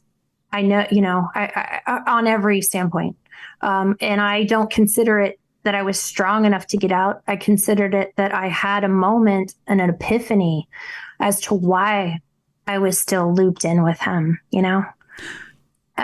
Is it safe to say, and it helped, Kiersten, to add to that point, that not only did you have to find that little piece of yourself, but you had to love that little piece of yourself just enough to get out of that situation? Absolutely. Yeah. Because, I would readily say, like, I know that this isn't okay. It's not okay. I mean, I was coming from, a woman who won a deal on Shark Tank. I had it all together. I've always felt very confident about who I am as a person. I never felt like I had any self-esteem issues whatsoever. So it was really, really shocking. But to understand that little Kiersten was really the one I was healing, and I was able then to stand up to the abuse as an adult that she endured as a child. And that's what healed her. Yeah. I tell you, folks, this book is amazing. It's deep. It'll take you not only on a deep journey into Kiersten herself, but it really is deep as far as where your life journey itself can go. And not just your life journey on this side, but the other side as well. Yeah. And it's something else. So I want you to check it out for yourself. We have a link to the book in the description of this program. Go pick it up. It's available right now. It came out today. So we want you to pick up Little Voices, a memoir. It's available right now. Kiersten Parsons Hathcock. I got it right at the end. I sucked the landing, Kiersten. You did it. Oh my gosh. Just been a long day. That's all. But seriously, thank you so much, Tim. This has been wonderful. You are awesome. Thank you. Oh, you are awesome as well, my friend. And we'll get you together with with your compatriot over there in Chicago, and you two can talk about opening portals. I love that. Yeah. I love that. That would be awesome. Yeah. Thank you so much. Most definitely. Folks, it's that time. We're going to bring in Beer City Bruiser at this point. It's time now for Dumb Crimes and Stupid Criminals. It's Crayon News story time.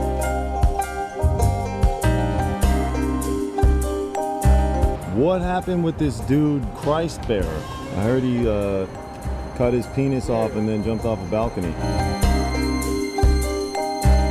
Suspect pulls gun from butt, shoots twice at Denver police. What is your emergency? I need help. And what's the problem? I'm too high. You're too high? Yeah. Hello, everybody. It's that time once again, the time you've been waiting for. It's Dumb Crimes, Stupid Criminals. And of course, we have to bring in a co-host for this. We bring in the one, the only, the host with the most, the BCB, the big cuddly bear, the Beer City Bruiser. Bruiser, how you doing? Oh, I'm back, Tim, after AT&T had to come out and fix everything because the construction crew across the yard, they're building a house across the street, and they ended up slicing our fiber line in half. What? Oh, yeah. So Mrs. Bruiser got AT&T all fired up. Now they're going after the construction co. It's a thing, but internet's back. So. Did she scun up her knuckles beating on some construction workers? Oh, she was furious. Yeah. I tell you what, they sliced in half of mine this weekend. That's right. You had an adventure, didn't you? I did. A lot of people were, actually I shouldn't say a lot of people. A few people asked me, why are you asking for last weekend? It was last weekend. I went to have some shots in the neck, my C5 through C7. And they said to me, well, Tim, why are you asking for a prayer request for something as simple as just getting shots in your neck? Well, I shots in your neck. Well, and it's rather a lot of nerves, and there's a lot of discs and all that. It's rather mundane for people who have had, like neck fusions and things like that. And there are a lot of people in our audience who have. And they said, well, kiddo, sure, the shots are the first thing, but they'll end up doing a fusion on you second. But what they don't realize, and what I tried to explain to some people online, is that I have what's called PVCs in my heart, which create a third downbeat. And a lot of times, even though my heart rate is normal, it reads different on those machines. So they read my heart rate as being around a 41. Okay. And they think I have a slow heart rate. And they always attribute it to the pain meds I'm on. So they think, oh my gosh, or even the beta blocker I'm on which I haven't really taken the beta blocker since 2020, which is kind of funny. And it was explained to me this weekend when I made an appearance at the hospital. I'll tell you why in a second. They always attribute it to a beta blocker I'm not taking as slowing down my heart rate. And they're afraid to put me out with any type of anesthesia whatsoever. Okay. Because they're afraid they'll kill me. Yes. Yep. That my heart rate will go too low, and it'll be the end of yours truly, Timmy D. My father is the same thing. There you go. So you're fully aware of the issue. Oh yeah. Yeah. Yep. An easy surgery could be devastating. Exactly. Yep. So I had to have a long talk with the anesthesiologist, assure her I'm not on that beta blocker. I haven't been since 2020. That all things are go. I don't know why your machine is reading 41. I feel absolutely fine. I felt great when I woke up this morning. I even did a few rounds around the unit on my scooter. We should be good to go. So she went ahead and said, well, we have ways of bringing you out of it. She was an expert at taking people out of that state of so-called death. We should be ready to go, right? Good on me. I felt a little bit better. Yeah. Because they have taken me out of that state once before on the table. That's not the first time I've dropped in past, the safe range, so to speak. I have under a beta blocker once before, gotten to the point where they thought they were going to lose me, and they brought me back. Yeah.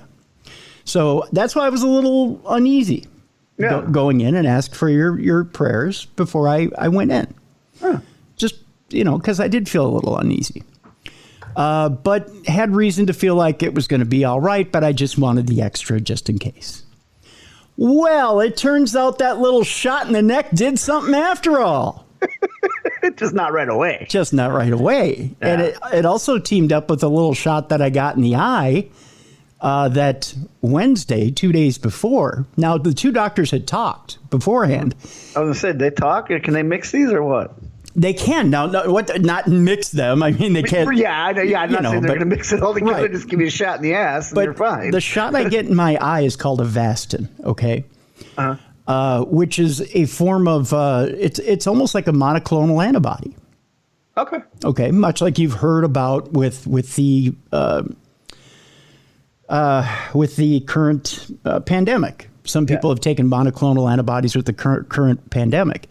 Monoclonal antibodies are also used with chemotherapy in order to help treat cancer. Okay. Yeah. It's also used as a non-traditional treatment for eyes, for cataracts, for other eye issues, including retinal vein occlusions, things like that. It's being used in the treatment of my retina issue right now. Okay. So my doctor over at the eye surgeon got in touch with my my surgeon having to do with my neck, and they got together. They had a little powwow, and they said, I don't know if that's proper language or not, but they had a little get together. They had a little meeting, and they said to themselves, well, you know what? There's nothing in the side effects that say that this should have anything to do with anything. There are no allergic side effects that we can find. Right. This should be okay. We should be able to do this with Tim. He should come out just fine and dandy. Okay. But Tim has to be difficult. Timmy has to be difficult. And they didn't take into effect these PVCs. And they didn't take into the effect of my heart health. Yeah. Okay. So they did these two shots. Well, on Wednesday of last week, after we got done recording Supernatural News, Jess and I wasn't feeling good. And I had slowly but surely throughout that week, as we were recording shows, I wasn't breathing properly. And I couldn't catch my breath. And I didn't know what was going on. Yeah, you said that Tuesday when we were recording. Yeah. You're like, hey, I'm a little short of breath. I'm a little worried. Yeah. Just a heads up. I was like, okay. Yeah. And we started to kind of formulate a plan in case things Exactly. Yep. were going to happen. And I told Bruiser, I said, I might have to go to the hospital. I think something's really, really wrong. Now, interestingly enough, when I was at Michigan Paracon, I was having a talk with Erica Bouserain, who's also a medical intuitive, who told me you might have some issues with your heart. I remember that. Right. So Because you were like, can you elaborate? yeah. And she did elaborate, and she kind of almost had it right. But on Wednesday, I swelled up so badly that my knees hurt so badly that I couldn't walk from my studio to my shower downstairs here, which is maybe 12 feet. It took me half an hour to make that walk. I was going to take a shower afterwards. Yeah. After I got done recording and editing and everything. It took me half an hour to make that walk down the hall. It felt like my back was going to give out, like I was going to slip that lower disc, Yeah. And those who have lower back trouble know what I'm talking about. It feels like the disc is going to give out at any minute. I looked down at my legs and they had swollen 3 times the size they normally were. Ooh. I felt, your upper thigh. It looked like I had golf balls in my upper thighs. Really? They had swollen that much. Yeah. And with every step, it was getting harder and harder to breathe. And I thought, okay, so this is one of two things. I don't think this is a heart attack because I just had those 2 shots. I really think I'm having an allergic reaction because this is built up over the week. Okay. Now at this point, I hadn't had any chest pains. Right. So I didn't think it was a heart attack. So I showered, which took me a long time to do because I was in pain. I walked upstairs. I took a Benadryl and I fell asleep. Probably the worst thing you could think would ever happen. But I had it on just past experience that I thought this is what it was an allergic reaction. And I felt pretty good about it. Yeah. So I fell asleep. When I woke up in the morning, I felt about 50% better. My breathing was freer. I still had a rattle in my chest, and it was a little hard to breathe still, but it wasn't as bad as the previous day. The swelling was down? Yeah, swelling was down a little bit. Okay. Not a lot, but a little bit. Right. And then I felt a little better. So some things were going on where I couldn't get a ride to the hospital. So I felt, you know what, I'm going to do it one more night. And then I have my foot doctor appointment on Friday. Right. And I'll have him look me over in the foot region and in the calf region where things were swollen, and have him check my Charcot foot, because my Charcot foot is essentially healed, but he's taking some precautions with it right now. So I go in, I see Dr. Schuster on Friday. I fell asleep after taking another Benadryl on Thursday. I woke up, I felt just a tiny bit better, maybe about another 20% better, but I was still a little bit swollen. And, you know, the calf muscles were a little hard, but, right. You know, but I still, you know, my lungs felt a little blocked, but I felt much better. I could breathe a lot easier. So Dr. Schuster's looking me over and he goes, Tim, there's still a lot of fluid in your calves. And he goes, I can even feel some here above your knee. And he goes, this isn't right. You don't feel right. He goes, you know, I look at you every week. You don't feel right. Yeah. And he said, you need to get into the hospital. This isn't allergies. And I went, oh, shit. Yeah. I said, okay, well, I can get over there right now. So I went over to the University of Minnesota. And I got to say, again, top notch as far as anything having to do with your heart, as far as cardiology goes. Okay. They really are. Yeah. The best in the country. So I go over to the University of Minnesota. Only problem was everybody and their mother was at the University of Minnesota on Friday night. But while I was in the emergency room, they were consistently doing different tests with me. I was doing ultrasound, CT scans. So you weren't just sitting and waiting. They were actually doing something to you. They were working on me for the 12 hours I was in the emergency room. But I didn't get into a room in the emergency room until 6:30 in the morning on Saturday morning. Yeah. But I was in that room for most of the weekend until they got me into an observation room on Sunday. Or actually, it was late Saturday night, early Sunday morning. Okay. And and that was a little more comfortable, but you're not there for comfort. You know, you're there to get treated. It's a hospital, yeah. You're hooked up to machines, and someone's always constantly checking on you. And yep. It's not a hotel. Right. It's not a hotel. It's a hospital. So, but they did get me a hospital bed, which was much nicer on my back than the cot I was on at one point. So I see Dr. Mike, cardiologist there, and he had it nailed right then and there. What was hard to swallow was the fact that my troponin level was up, which initially tells you you've had a heart attack and there's some damage there. Yeah. So I'm on the phone with my dad, and he's like, "Yeah, it doesn't look good, son. You know, the fact that your troponin level is up is not good." The only thing that was interesting is that the troponin level didn't change. So they were telling me, well, if it hasn't risen or fallen, that tells us that this is just heart damage, not a heart attack. So we're not concerned that you have had a heart attack. We're wondering what's happened. Yeah, what damaged it? Yeah, what damaged it? So you take a heart punch from somebody? I think so. Big John Studd came by the studio and just punched me post-mortem, and yeah. So they. Well, have you ever had a heart attack before? Is that you don't know where the damage came from? I don't know. This is why their concern right now is basically to triage me, get me better, and then they were concerned that that the event was already over. Okay. And the genius of Dr. Mike, the cardiologist, was this. After describing to him what had happened the week before, he said, I know exactly what happened. He said, your heart was already weak when you got the 2 shots. Yeah. And it caused a cardiac event. He goes, does that sound right to you? I said, that sounds right to me. Because I did have some heart pain twinges after the shot. Right. Which to me were just minor chest pains. Right. He said, but you didn't have a full-on attack. I said, no. He said, so it sounds to me that they overloaded an already weak heart and caused a cardiac event. I said, yeah, he said, okay, so that's why your troponin level isn't falling. Okay. I said, okay. So he said, so what we're going to do is we're going to set you up with a cardiologist outside of here who specializes in congestive heart failure. Yeah. And we're going to get to the bottom of it outside of here. What we're going to do is we're going to offload that fluid, which there's a lot of. Yeah. To be exact, Bruiser, and for those who are weak of heart, turn your radio down, or your listening device down right now. I'll give you till 5, 4, 3, 2, 1. I don't know if you've ever pissed 6.5 liters in about a 24-hour period.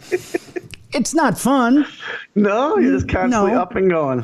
But they let you do it into a jug with a whole wired harness on you.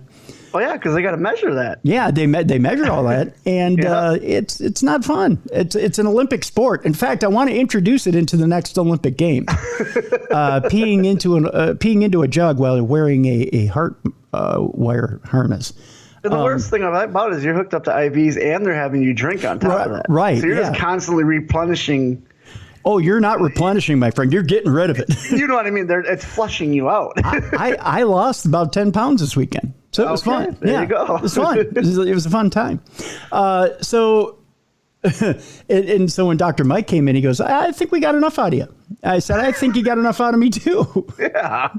Both out of my wallet and out of that jug. So yeah, it's an interesting time. And again, I'm pretty young to be a heart patient. However, after talking to my dad, he had his widowmaker died twice on the way to the hospital at 53, and I'm 52. Yeah. So that makes sense. There you go. Especially if you have a genetic history of it. Yeah. So that's why, folks, last weekend I asked for the prayers. Well, we're glad you're still here. Yeah, I am too. You're looking fit. And I didn't thank you. And I didn't go back onto social media for that exact same reason. You know, people who go onto social media all the time and are asking for, every mouse fart and little cough and are asking for prayers for stuff like that. I just can't. I'm sorry. It's leave not it to me. Other people. It's not me. Those close to me will know if something's going on. Right. And then I let they can post about it. Right. And I let those who needed to know, and we went from there. Yeah. And so I knew there was an issue. I knew it was serious, and I knew I would just jump on air and let you guys know. Yeah. So that's because otherwise people start to feed on that sort of stuff too. Yeah, it's that sense of it's false popularity is what I call it. Yeah, yeah. So you're driven by likes and comments and all that, and it gives you false popularity. Right. So everything's fine. Everything's good. They got the fluid off of me, and now I start a new journey where. Well, it sounds like you just filled a little small kiddie pool full of fluid. Yeah, I did. Yes. Somewhere there's a weird small animal swimming in my urine in the over in the Mississippi, over by the U of M Stadium, Huntington Bank Stadium. Yeah, but yeah, it's all for the best, I guess. It's now just a new journey. It's learning to, and now I go to cardiac PT, which I hope I'm curious to see how they do that, because every time I've gone to PT, it was shoulder, back, hip, neck, where I've never heard of this. I'm hoping it's just a lot of reading. I'm very lazy. That's it. I'm very lazy that way, so I hope it's just a lot of reading books, my friend. You're hoping it's just press and play in your remote. Yeah. So let's read about how the heart works. Oh yay, cardiac PT. No, I have a feeling it starts with a little bit of a walk and then a brisk stroll, and then you're running 8 miles a day, I'm sure. My worst enemy. I've always hated running. Although Sharko foot, maybe they'll give you the hand bike. I love the hand bike. I still use the hand bike. I think it's going to be the hand bike. Yeah. I can't do the. I told them I only have a certain amount of steps a day, even when my foot is healthy. If I have an ulcerated wound, I can't do anything. Yeah. So yeah, it should be interesting. I still use the hand bike in my everyday. I'll do the treadmill, and then once my hip starts bugging me, I switch to the hand bike because it's still cardio. Yeah. So there's going to be some interesting new challenges coming up, and I'm excited for it. To be honest with you, I'm excited to be on this side of the dirt and still alive and kicking, man. Yeah, Every day's a gift. That's right. Every day is a gift. That's for sure. Which brings I'm glad you're still here. Well, I appreciate it, Bruiser, and I appreciate you, brother. That's for sure.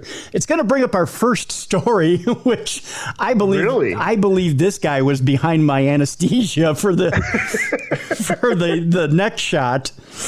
It has to do with a Dallas anesthesiologist accused of tampering with IV bags, causing one death and heart attacks. Oh, I believe it. I think he trained my anesthesiologist. Yeah, this is like that Dr. Death guy who's from Texas also. Yeah, yep, exactly. An anesthesiologist was arrested and charged with allegedly tampering with IV bags at a surgical center, resulting in one death and multiple heart emergencies. This seems familiar. We've heard a story like this, Tim. Yeah. According to a news release from the Department of Justice in late June, one of Dr. Reynaldo Rivera Ortiz Jr.'s co-workers treated herself for dehydration with an IV bag of saline, and she experienced a medical emergency and died. Her cause of death was reportedly due to a lethal dose of Bupa vaccine. Sounds like a fun vaccine. Oh, no, I'm sorry. Bupivacaine. That's what it is. Bupivacaine. I think that's how you pronounce it. It just sounds like a fun version of Novocaine. Exactly, yeah. Bupivacaine, which blocks the nerves and is often used during anesthesia administration. Approximately 2 months later, in late August, the Department of Justice says an 18-year-old male patient endured a cardiac emergency during surgery, and he had to be intubated and transported to a local ICU. He had reportedly had epinephrine, bupivacaine, and lidocaine in his system. Epinephrine reportedly could have caused the cardiac emergency. Upon further investigation, surgical center staff determined that the IV bags used on the male and female victims were intentionally altered. According to the Department of Justice, 10 other cardiac emergencies reportedly occurred between May and August of 2022. And most of the cases happened when patients required more than one IV bag, and IV bags were retrieved mid-surgery from a stainless steel bag warmer, according to the DOJ. The IV bag reactions allegedly began 2 days after Ortiz was informed of potential discipline after he allegedly deviated from the standard of care during a procedure in which a patient required CPR. While Ortiz was on vacation, the DOJ says the IV reactions did not occur. While he was on vacation, the IV reactions did not occur. So in other words... Okay, so when he's there, it's happening. When he's not there, nothing's happening. That's right. So in other words, they figured out who was doing it.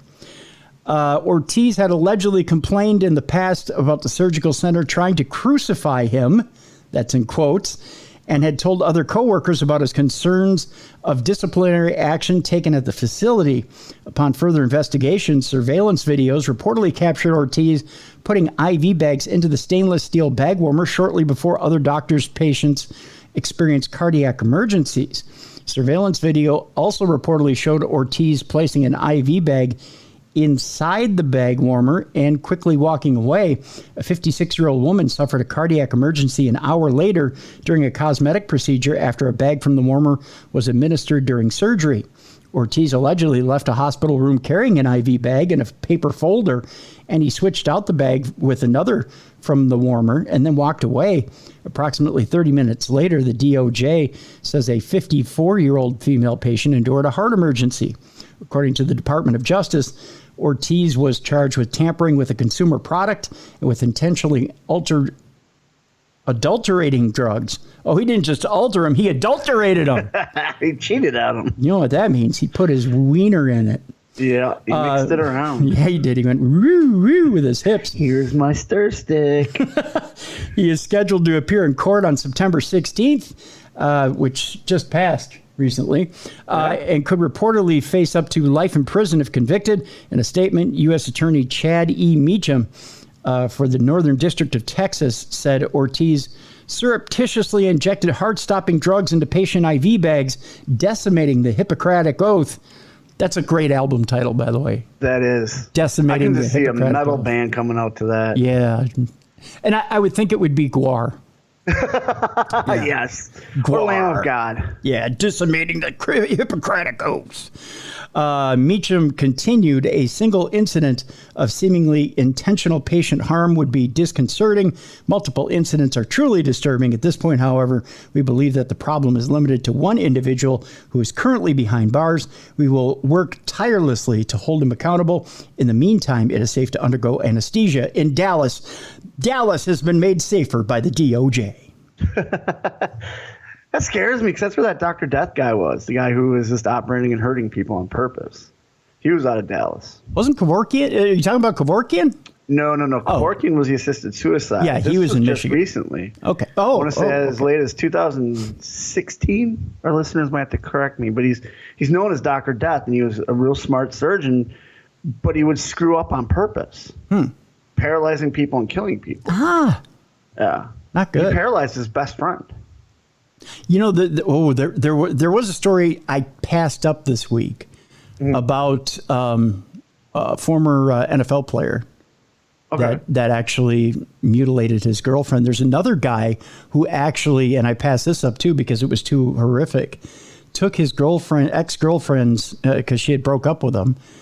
The girlfriend broke up with him, and he took her child and actually severed the child's spine as revenge. I mean, that's just horrible. Some brutal stuff. I don't get what that's why I'm so drawn to psychopaths and serial killers, because I don't think like them. No. You know what I mean? No. Like, I can clearly remember my first serial killer experience was 92 because I lived in Milwaukee. So it was Jeffrey Dahmer. And I remember just asking my dad, going, he did what? Like, why? You know, like, how? Like, and that's what drew me into that, because, you know, and then you get into the whole behavioral behind it and all the books that I've read and podcasts listened to and stuff, and you get to finally break it down what, you know, the trauma these guys went through. Yep. Guys and girls, you can't discriminate. Yeah, you can't. Yeah, that's for sure. And the reason female serial killers. The reason you can't, Bruiser, is this next story. This woman does not, by the way, qualify for Grandma of the Year. Okay. Grandma in custody after a child is found in a cage and another holding a meth pipe. The parents, by the way, are on the run. Well, the parents are on the run, not the grandma. The grandma's like, I'll take the fall, kids. Yeah. I got it. Parents got the hell out of there. I'm going to party with Junior over here. You guys go ahead. Yeah. Get a head start. Grandma's having bonding time. Hocking County, Ohio is where we're going. 2 parents remain at large and a grandmother is in custody after a sexual assault investigation led authorities to a child who was allegedly found in a cage and another who was holding a methamphetamine pipe. According to a news release from the Hocking County Sheriff's Office on Sunday, September 18th, authorities executed a search warrant at a home on Bear Run Road. The Sheriff's Office said the home was in deplorable condition. Inside, authorities reportedly found a 3-year-old child locked in a cage, which was secured with zip ties. The cage was allegedly filled with a cup of spoiled milk. Ugh. Also, come on, kid, there's zip ties. Break out of that. Also, are you ready for this, Bruiser? There were also different bugs and soiled bedding in the cage. Yeah, horrible. Not exactly great conditions. No. According to the sheriff's office, a 2-year-old child was discovered in the home walking around with a methamphetamine pipe. Not exactly a pacifier. No. Normally you want to get your kids to go to sleep. Meth is not the way to get them to sleep. No, that's the opposite. That's the opposite. Yeah. It's kind of a energy deal. Yeah. Better than any energy shake you'll ever drink. Because of the sexual assault investigation, the parents, 38-year-old Franklin Varney and 25-year-old Megan Smith, reportedly fled the home. The child's grandmother, Ella Webb, who's 61, has custody of the juveniles. I don't know why. Yeah. Webb was reportedly arrested and charged with endangering children, a 3rd-degree felony, and she was booked into the Fairfield County Sheriff's Office. According to the Hocking County Sheriff's Office, 3rd-degree felony charges of endangering children were filed against the parents. The children were reportedly placed into emergency foster care. Good. Save those kids. There's more. There's more, Bruiser. Oh, you have more. By the way, your electric bill costs have been going up and steadily rising. We've been doing really good with ours. Have you? Yeah, we've been lowering ours. Mrs. Bruiser raised the temperature in the house a little bit. I argued with her. Okay. She was right. It lowered the electric. That's right. It will. Just keep in mind, though, it's no reason to shoot her. Even if you are a little warm. Just remember. Not shoot her over the thermostat. You can always grab an ice pack, buddy. Don't shoot Mrs. Bruiser over the electricity. This man allegedly fatally shot his ex-wife. It is now his ex-wife because he fatally shot her. And her son following an argument about electricity. Well, yeah, they keep leaving the door open. He's not trying to heat the outside. Well, cool the outside. It's Volusia County, Florida. That's true. Yeah. You know, he's got to turn off all the lights. What, were you raising a barn? Come on. That's right. I'm just trying to get everything my dad yelled at me Yeah, when I was a you do. kid. You got to get them all out. Get all the conundrums out you can. Yeah. Get all the what do you call them? I can't think of the word right now, but you know, a 47-year-old man was arrested and charged after allegedly fatally shooting his ex-wife and her adult son while 2 young children were nearby, according to a press conference held by Volusia County Sheriff's Chief Deputy Brian Henderson on Sunday. Deputies responded to East Parkway in DeLand after receiving a call at approximately 7:56 p.m. from Michael Williams. Williams reportedly told dispatchers he had shot 2 people inside the home. Upon their arrival, Henderson said deputies found 2 bodies with fatal gunshot wounds. The victims were reportedly identified as Michael Williams' ex-wife, Marcia Williams, 48, and her son, 28-year-old Robert Adams, rather. According to Henderson, Adams' 2 young children, ages 6 and 5, Henderson said investigators learned Michael Williams got into an argument with Marcia Adams and Adams regarding the Marcia Williams and Adams regarding the electricity in the house. The suspect was reportedly upset because he believed his ex-wife and her son were leaving the lights on. Boy, you nailed that one, didn't you, Bruiser?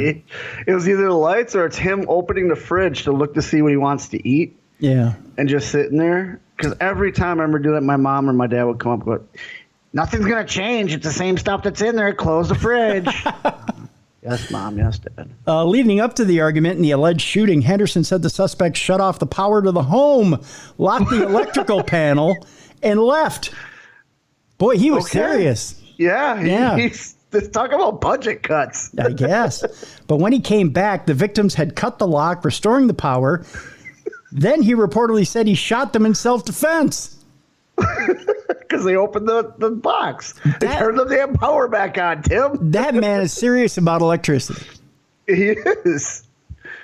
He has a budget for a reason, Tim. You don't go outside the budget. He's saving for a trip to Disney World. Which is right up the road. Exactly. Yeah. He can just drive up there. No, he wants to go to California. I guess. So Disneyland. Disneyland, yeah.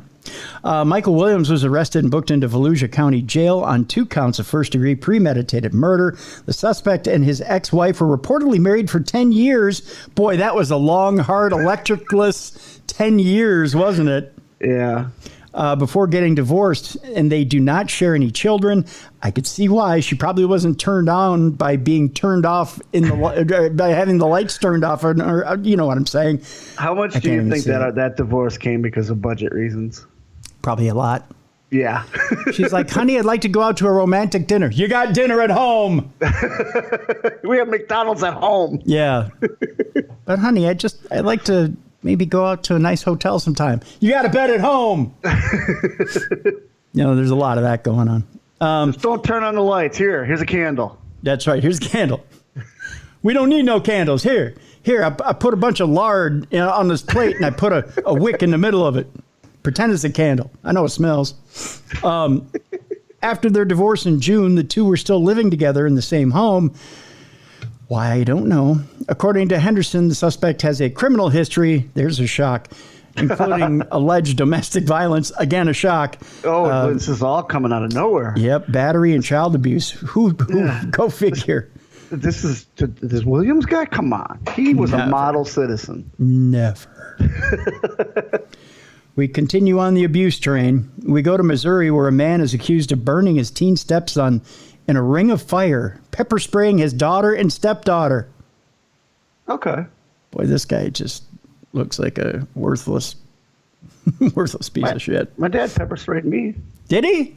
Why? So when my dad was going through the academy, because in order to be a correctional officer, you have to go through the police academy. Okay. He would get so excited about the stuff he learned. He'd come home and he'd tell my brother-in-law, like, hey, come at me, or hey, try this. It was a trap. So I've been pepper sprayed by him. I've been tased by him. I've been taken down and handcuffed by him. He took us one time to help train the police dogs. What? And yeah, you get fish. So this is a while ago. It was $5 an hour. Oh, and they tell you that's it? That's it. But you got to think this is 92, 93. So as a kid, that's good money.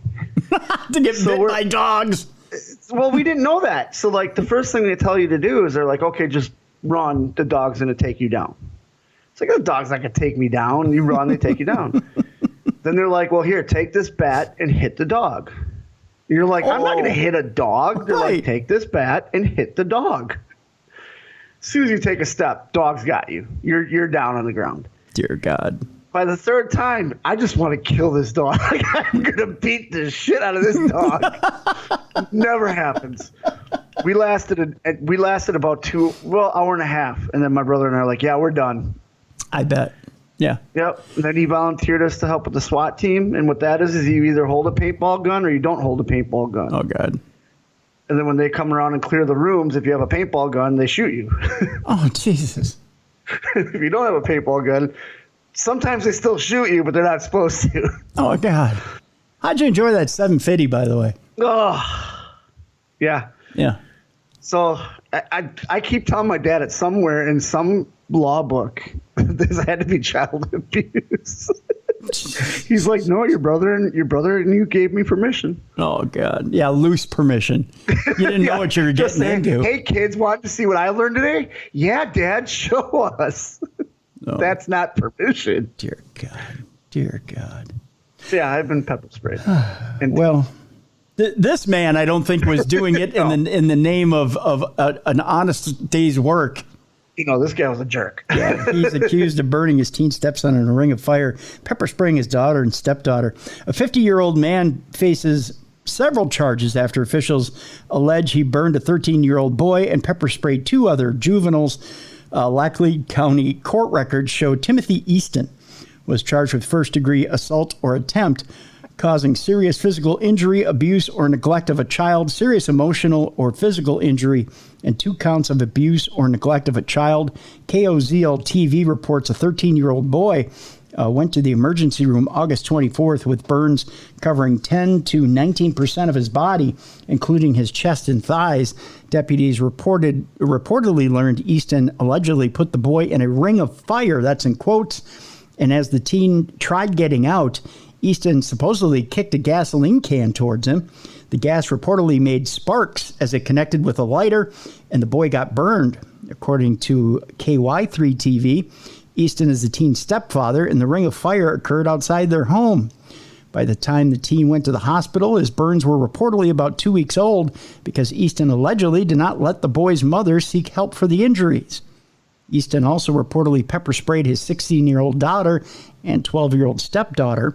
Sheriff David Millsap reportedly said in a statement, during the course of the investigation, there's evidence to indicate the mother and the children were subject to ongoing physical and verbal threats from the suspect. We believe, based on the information gathered, that the mother was kept from getting the child proper care. Records indicate Easton is being held without bond, as he should be. Maybe they ought to do a little ring of fire in his jail cell as well, just to see how he likes it. Oh, yeah. Like, hey, heard you're a big Johnny Cash fan. Big exactly. Johnny Cash fan. We'll play a little Johnny in the background while we do that ring of fire. Our next story. Okay, first of all, I have to ask you, are you on Snapchat? Nope. No, I am not. Nope. You haven't taken the Snapchat? No, I don't see the point. It's too much like Instagram. Oh, too much like Instagram. Look at you. Okay. Yeah, and I was taught right away Snapchat is for people that want to cheat on their spouses. So wow, really? That's what I heard. And I've never pulled the trigger. Huh, okay. It's like TikToks. I don't do TikToks. I have a TikTok page, but Mrs. Bruiser runs it, not me. So Mrs. Bruiser runs the TikTok. Yeah, I don't like TikToks. You don't like TikToks? I don't like TikToks. Huh. So you But won't, we had to have them because of the underwater needlepoint. so you won't be doing any fancy new dances lately, huh? I have. My daughter's talked me into some over the pandemic, and I entertained the masses. So. Okay. All right. Fair enough. Well, there may be something about that little Snapchat deal. I'm just saying. I might get it. I keep everyone I know is on it, so I don't know. Let's see what crimes are being committed before I take a yes or no with this. All right. Well, in all fair defenses here, this mother was busted for a series of vile Snapchat vids. She was taking the videos and putting it on Snapchat. In a series of vile Snapchat videos. I don't know why they say vile. Let's see how vile it is. Yeah. A 26-year-old mother of 2 recorded herself engaging in sexual activity with her 3-year-old son. Okay, that's vile. Okay, that's vile. That's vile. very vile. Okay, I take it back. And while breastfeeding her younger child, filmed the family dog licking her private parts. Okay, it's vile. Yeah, we get a Snapchat. Wow. This according to Florida court records. Of course she's from Florida. Yeah, of course she's from Florida. 26-year-old Natalie Wagner is facing scores, not the strip club, by the way, scores of felony counts in connection with 15 separate videos that investigators received last month from Snapchat. So Snapchat turned her in. Good for that. Maybe I will get it. Good for Snapchat. That's policing the right way. They're like, by the way, have you seen this shit? And turned it into her local authorities. Wow. Following the issuance of a subpoena, Wagner, which I'm looking at a picture of her. You can see why she's having the family dog work on her. No, I'm kidding. Is being held in the St. Lucie County Jail in lieu of $1.2 million bond. Good. Yeah. Because it's not just cruelty to children, but there's animal cruelty in there. That's too. right. It probably should be higher. I agree. Until her arrest last month, Wagner shared a Port St. Lucie home with her husband and the couple's 2 young boys. At the time of Wagner's bust, the minors were removed from the residence by child welfare officials, as they should be. Mm-hmm. A judge has barred Wagner and her spouse, who has not been charged, from having any contact with the children. The investigation of Wagner began after Snapchat flagged her account and reported it to the National Center for Missing and Exploited Children. Well, good on Snapchat. Yeah. Snapchat cops say detected that an illicit video had been uploaded to Wagner's account in early May and that the material was distributed to other Snapchat users. The 30-second clip showed a prepubescent male child with an erect penis having vaginal intercourse with an adult female, according to investigators who charged that Wagner and her son, who turns 4 in December, are the individuals seen in the video. Police noted that when they first questioned Wagner at her home on August 11th, her eldest son was wearing a Spider-Man t-shirt similar to the one worn by the victim seen in the Snapchat video. A photo of the child's bedroom shows that a large Spider-Man doll sits atop the boy's bed, which is covered with a Spider-Man comforter and pillow. Painted on the wall above the bed is the boy's name and a likeness of the Marvel superhero. Wagner, who works as a receptionist at an optometrist's office, reportedly told cops that she provided adult content to anyone that contacts her on her OnlyFans page, as she's in need of money. Well, you shouldn't get it that way. Yeah, having sex with your kid is not a way to make money. No. Via various social media accounts, Wagner has advertised her OnlyFans and Feet Finder accounts. There's a Feet Finder? I guess so. It's a thing. You know, and that if it's legal, go ahead, do it. Sure. But don't bring your child into it. That's just gross. Do you think the Vikings could find a kicker on Feet Finder? I mean, I'm just curious. I don't know if that's a legal source of finding a kicker, but well, if you want them to have nice looking feet. Oh, maybe they're manicured. You never know. That's what Feet Finder is. Maybe that makes the ball fly further. I have no idea. maybe he's got them pedicured in the right aerodynamic shape. Yeah. To get the maximum boot power. I guess. She's also published a price list for other offerings like $10 for lactation content. $10 for bathroom content. Ugh. Yeah. and FaceTime video calls, which cost $25. In response to a Port St. Lucie Police Department subpoena, Snapchat produced 15 videos that cops say were created and uploaded between April 9th and May 9th and show Wagner was actively victimizing her biological children. Oh, son of a bitch. Really? Yeah. An arrest affidavit provides a description of the recorded depravity in several videos. We don't have to say this. Where's the husband during all this? He has to know. It sounds like he's co-signing on this crap. Yeah, hopefully he's not. And he was just hard at work at his factory job or whatever, but it doesn't sound that way. Yeah, but basically she's getting the dog and the kids involved in a lot of these videos. Yeah. The case against Wagner, who does not have a criminal record, is expanded to include a variety of felony counts, including possession of child pornography, incest, sexual battery on a child, and sexual activity with an animal. She's scheduled for arraignment on October 17th. We say throw the book at her. I say that too. Yeah. A man named Al Pacino is back behind bars. Oh, good for Al. Good for Al. Not spelled the way you'd think. No? No. His mama was definitely a fan of The Godfather, maybe even Scarface. His name is Al Pacino Jr., spelled A-L, patch, as in an eye patch you'd wear over your eye. Okay. And Eno, I-N-O. Al Pacino. Good for the mom for making it a little twist. I'd say if Maury hadn't retired, he's future Maury material. Oh, God, yeah. Yeah. Hey, my dad's Al Pacino. How do you know? Look at my name. Yeah. Hello? Al Pacino. Duh. Yeah. The 25-year-old ex-con, whose parents, we're guessing, must have loved Scarface. Ex-con. Yeah. Must have loved Scarface, is back behind bars for failing to appear in court to answer charges that he battered his pregnant girlfriend and possessed ecstasy, according to court records. Of course. He's just trying to live the best Scarface life he can live. I mean, it's his namesake. Yes, of course Al Pacino would. June was busted Friday and booked into the Orange County Jail in Orlando. After June did not show for a September 1st court hearing, the judge revoked his bond and issued an arrest warrant. June was initially busted in early June for allegedly pummeling his 24-year-old girlfriend in the face and stomach as she drove him to work in her car. What a man. Of course it's her car. What a man. Hopefully he switches from the Scarface and Godfather stuff to, Scent of a Woman so he doesn't get in trouble anymore. Yeah. The woman, who was 6 months pregnant at the time, told police that she had asked June to think of his unborn child, but he continued to strike her. What a man.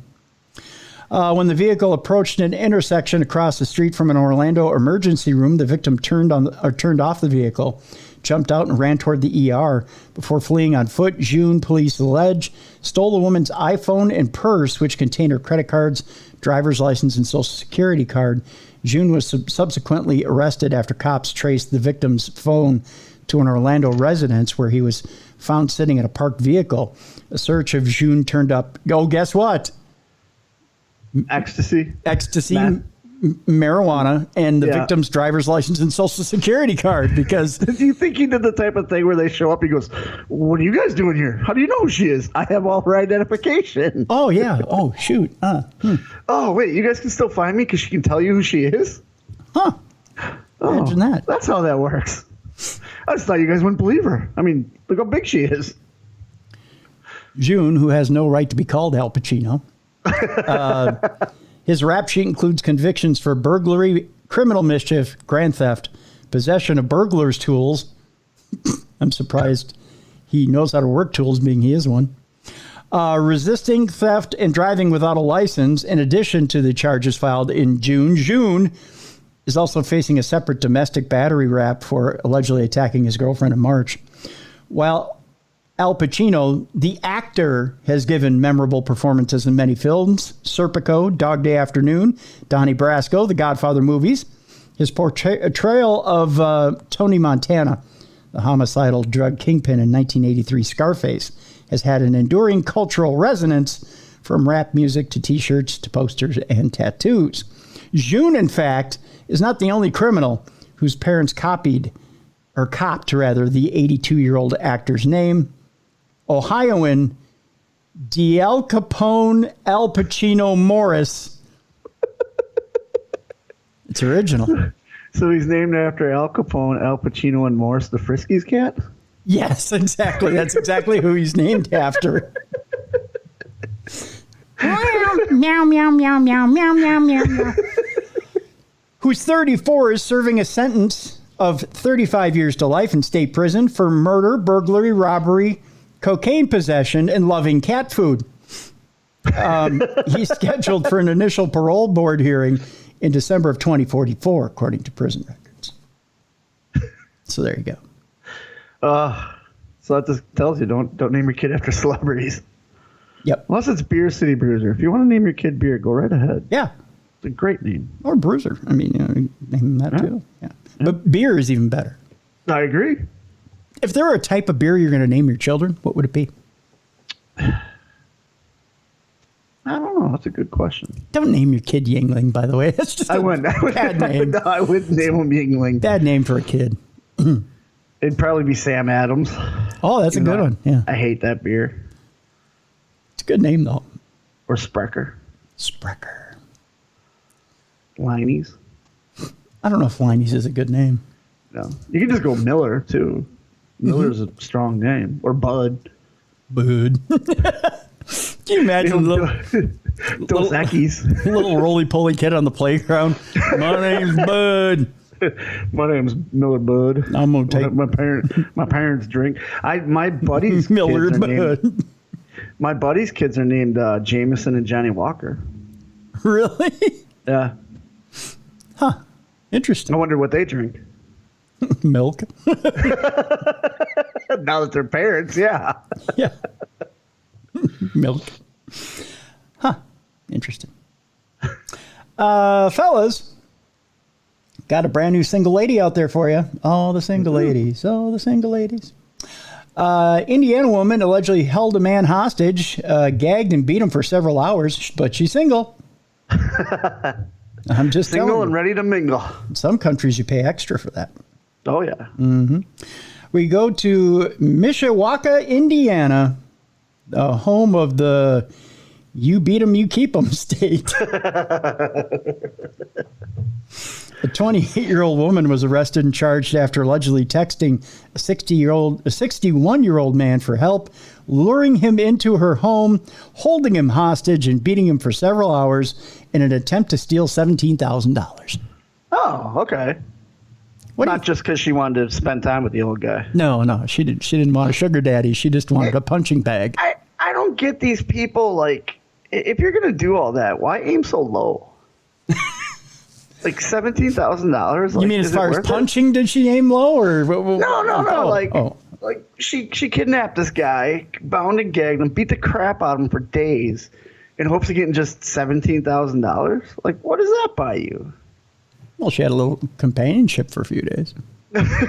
She had a punching bag. Yeah. All right, Grandpa, ready for round two? Take your blue chew. Take your blue chew. Oh, no. Some of those commercials have become disgusting now. Yeah, they have Indiana women kidnapping old men. Well, it's just like the astronaut gets his delivery of Blue Chew, so he abandons ship, comes home, and the wife licks the glass on his helmet. It's kind of like, ew, kinky. Wow. According to WXIN TV, the victim received a text from Mariah Kahn Wilhelm. I think the middle name pretty much speaks it all. Yeah. Kahn! That made him think that she and her 5-month-old child were in danger. Oh, I could see why he came to the rescue. Yeah. Yeah. On September 7th, he reportedly went to her apartment to check on her and the child and was allegedly hit with a frying pan. Oh, that old trick. It's like out of a Looney Tunes cartoon. It's like the whole, does this smell like chloroform to you? Huh? Oh, no. Here comes that quick nap. Kahn Wilhelm reportedly contacted another friend who the victim told authorities went by Shannon, and the two of them tied the victim up using a rope, chain, and hand restraints. That's when he popped a Woody for the first time in 20 years. And that's when the Blue Chew kicked in. That's right. I'm so excited right now. I think I love you. According to Quit hitting me, please. The shots to the head are a little alarming, but I suppose it gets better after this, doesn't it? I have dementia. I not have dementia. I have dementia. I'm okay. I think CTE is sexy too. According to WNDU TV, when officers responded to the 500 block of 4th Street, they discovered the victim naked, beaten, and wearing a ball gag. That's how I want to be found, Bruiser. Just someday by a random stranger. You're just like, hi. At least it was fun. By the way, I feel a little sore in my bum. The probable cause affidavit was obtained by WNDU, and it alleges that Con Wilhelm and her friend beat the victim with multiple objects for several hours. Ow! Yeah, it wasn't just fists. No. Con Wilhelm allegedly threatened the victim with a gun and forced him to conduct a property sale he was currently working on. And she told the victim to tell the buyer to write a $17,000 check out to her. According to WXIN, the property buyer confirmed the story and noted the victim sounded odd. If you could just like, hey, Jim. Oh, stop! I'm gonna ask. Stop! Do you think you got that? Stop it! I know. Hold on. I'd like you to write the check out to motherfucker that hurts. You like me to write a check out to motherfucker that hurts? No. Oh God, no. I know that sounds weird, but hold on. Let me try it again. Can we go back to the soft stuff? You want me to go back to what? I meant to soft sell. Hold on a minute. I have CTE. Blue Chew. Blue Chew. You want what? Throw in $17,000 in a packet of Blue Chew. The sale price has gone up. Yes. During a search of... Oh, God. Oh, I didn't read this part. We're leaving some... search, they found another 61-year-old man. Yes. A second one, he wanted to play doubles. Due to the beating, the victim reportedly suffered 2 black eyes, blood on his face, and marks on his wrist and ankles from the restraints. He allegedly endured a broken arm and ribs as well.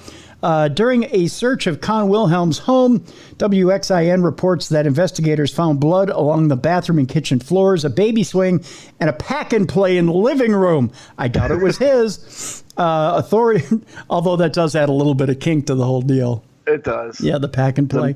I'm picturing them trying to force him into baby swing. You're gonna get in there, old man. And then when he hits the apex, right when he comes by him, they swing and hit him. It's kind of like hitting balls out to center field, in a batting cage.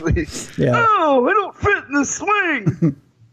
Just stand still, Grandpa. It's like an old Three Stooges skit. Authorities reportedly found the restraints, blue rope, not Blue Chew, blue rope, and chain believed used to hold the victim hostage. According to WXIN, authorities located a chunk of the victim's hair. Ow! And that's okay. I was going bald anyways. In small bags of methamphetamine. I think I know what fueled this spree. Yeah, now I see why it was $17,000. Yeah. Con Wilhelm reportedly confessed to holding the man hostage in her apartment, beating him and holding a gun to his head and forcing him to have the home buyer write a check out to her. Records show Con Wilhelm was booked into the St. Joseph County Jail on September 7th for criminal confinement resulting in serious bodily injury, armed robbery, robbery resulting in bodily injury, battery resulting in serious bodily injury, intimidation, neglect of a dependent, and possession of methamphetamine. She'll eventually get her day in court on September 27th. Remains held on only $30,000 bond. Well, yeah, they got double what she was asking for. So they figure, well, if $17,000 is a lot for her, let's just double it. You basically can beat the shit out of a senior citizen on a meth binge, invite a friend, and get out for $30,000. And there's nothing happening to the friend. The friend's like, hey, thanks for having me over for the party. Yeah. Good time. Thanks Later, old man. Thanks for the old person piñata party. I'm out. Wow. disturbing. Speaking of meth binges, We've all been there. man on a meth binge allegedly steals police car in Texas, tries to run over multiple people. Oh, okay. Well, hey. Yeah. Did you have his sirens on? No. You got in the way. No, that takes all the fun out of it because then people hear you coming. We go to Atascosa County, Texas, I believe. Okay. I don't know. I've never lived there. A 47-year-old man stands accused of stealing a police car and leading authorities on a pursuit while allegedly high on methamphetamine. What's a 47-year-old doing with meth? Come on, man. He's trying to improve his dental work? I have no idea. According to a news release from the Atascosa, I don't know, County Sheriff's Office on Sunday, September 4th at approximately 6 p.m., a Poteet Police Department officer and his car were struck from the rear end. Padoom. The officer reportedly pursued the suspect who ran into him, and then the suspect allegedly rammed into the police car again from the front. Padoom. Just to let him know he meant business. The sheriff's office said the police car was disabled and citizens nearby helped the officer exit his car. The suspect later identified as Reynaldo Ruiz. It's hard to say. Roll, Raggy. Hard to say when Cruiser got a mouthful, Raggy. Yeah, hard to say when you're on diuretics. Ruiz was pursued by other authorities and was reportedly apprehended after a brief foot pursuit. According to the sheriff's office, Ruiz was placed into the back seat of a Poteet Police Department vehicle. That's a tongue twister right there. Yeah, it is. Freeze, Poteet Police! We're very petite and Poteet. Poteet Police! But he managed to get out of his handcuffs and leave the car. Okay. Yeah, well, don't we all? I'm done here now. It's Okay, like they caught me, but... Does David Blaine teach this in magic school or something? Here's how you get out of handcuffs in a police car. Yeah, they need to go back to the academy. It's like a lesson on day one of David Blaine Magic School. Officers reportedly tried to apprehend Ruiz a second time. However, he managed to jump into a police car and drive away at a high rate of speed toward a fire truck and firefighters because they were next. Well, it's always police versus fire. You know that. That's true, yeah. Especially when you're selling pancake breakfast tickets. Yeah. Trooper believed Ruiz was going to hit a fire truck and reportedly fired 3 shots towards the stolen police car. Never mind the fireman on the other end. Yeah, we just need to take this guy out. Ruiz switched directions and allegedly almost ran into a motorist before going down Main Street in Pleasanton. According to the sheriff's office, the suspect made a U-turn and drove back north on Main Street, where a deputy sheriff fired 4 shots at the fleeing suspect due to his attempts to harm other officers and the public. You know what they need there in Pleasanton? Stop sticks? Well, there's that, but they also need a PlayStation with all this dangerous firing they're doing across the town. Just saying. Eventually, Ruiz reportedly collided into another police car before being tased by authorities. According to the sheriff's office, Ruiz was transported to a hospital and later booked into the Atascosa, I don't know, county jail for 2 counts of aggravated assault on a peace officer with a deadly weapon and felony escape. During an interview, the sheriff's office said Ruiz admitted that he tried to hit as many police cars and officers as he could. Again, a PlayStation. I'm gonna get them son of a bitch. I'm gonna get those sons of bitches. Those sons of bitches. I'm gonna get them. A PlayStation. You all need a PlayStation. Ruiz also confessed to being on an extended methamphetamine binge. No doubt. I wonder how long extended is. I don't know. Straight from your mama's basement comes this next story. An Oklahoma man is accused of stealing $12,000 in Pokemon cards. And yes, he has a neck beard. 24-year-old man from Tulsa, Oklahoma was recently charged after stealing over $12,000 in Pokemon cards last year, trying to sell them in Texas. So it's an interstate crime. This is a federal crime now because he crossed state lines. On October 11th, 2021, a Crestwood patrol officer noticed a shattered glass door in front of Yeti Gaming on Watson Street. He's just trying to catch them all. Well, aren't we all? Upon further investigation, authorities reportedly noticed blood and fingerprints on broken glass display cases, and DNA was collected from the scene. That's your first mistake. Yeah, never leave your DNA. Yeah. Video surveillance, that's your second mistake, revealed a suspect later identified as Nicholas Garrison, who evidently has never committed a crime outside of mom's basement, using a hammer to break the glass display cases. He allegedly stole $12,257.50 worth of items and fled. Just 10 days later, on October 21st, 2021, police said someone was arrested in Bedford, Texas for selling stolen gaming cards similar to the ones taken from Yeti Gaming. So they have undercover cops that just go into Pokemon World looking for these cards? That's right. They show up in sunglasses with crew cuts and suits. Just the cards, kid, just the cards. We're looking for a Charizard. That's right. You good with Charizard? We're looking for a very valuable Charizard, kid. Here you have it. According to police, Garrison was found with a large amount of Pokemon and sports cards during a traffic stop in Dallas. Yeah, those sports cards were not like they're like a Mitch Trubisky or Kirk Cousins. Like he's not getting no Tom Brady or Aaron Rodgers. No, he's getting like a third string lineman. A Mitch Trubisky or Kirk Cousins. Okay, after that $1.25, where do you get? Yeah, I'm sure those weren't the first two he went after. Yeah, well, I don't know that many Pokemon fans that are football fans also, so. Well, he's probably serving two different markets there. But at the time, local authorities in Texas reportedly did not know about the burglaries. According to police, a detective was able to collect the cards from the suspect's car in Texas, and Garrison was booked into the Madison County, Illinois Detention Center. Crestwood detectives reportedly executed a search of Garrison's cell phone, linking him to the area of Yeti Gaming.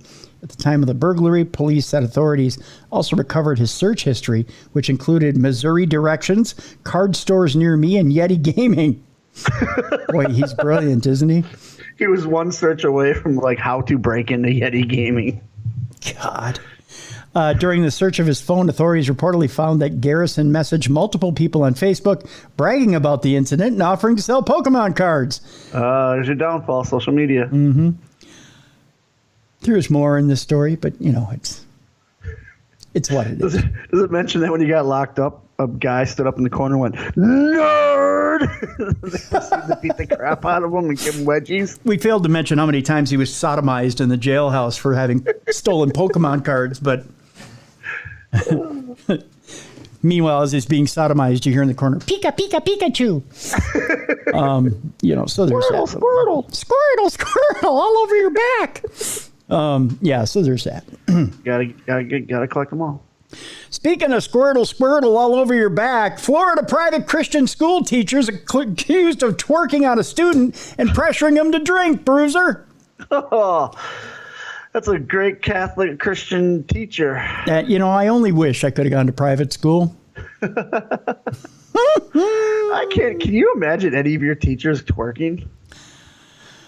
Yeah, Miss Williams, but she wasn't one to look at. I do have to say, Miss Grundall, who was a very big influence in my grade school years, did have the junk to twerk if it was Really? a thing. Yeah, she was not.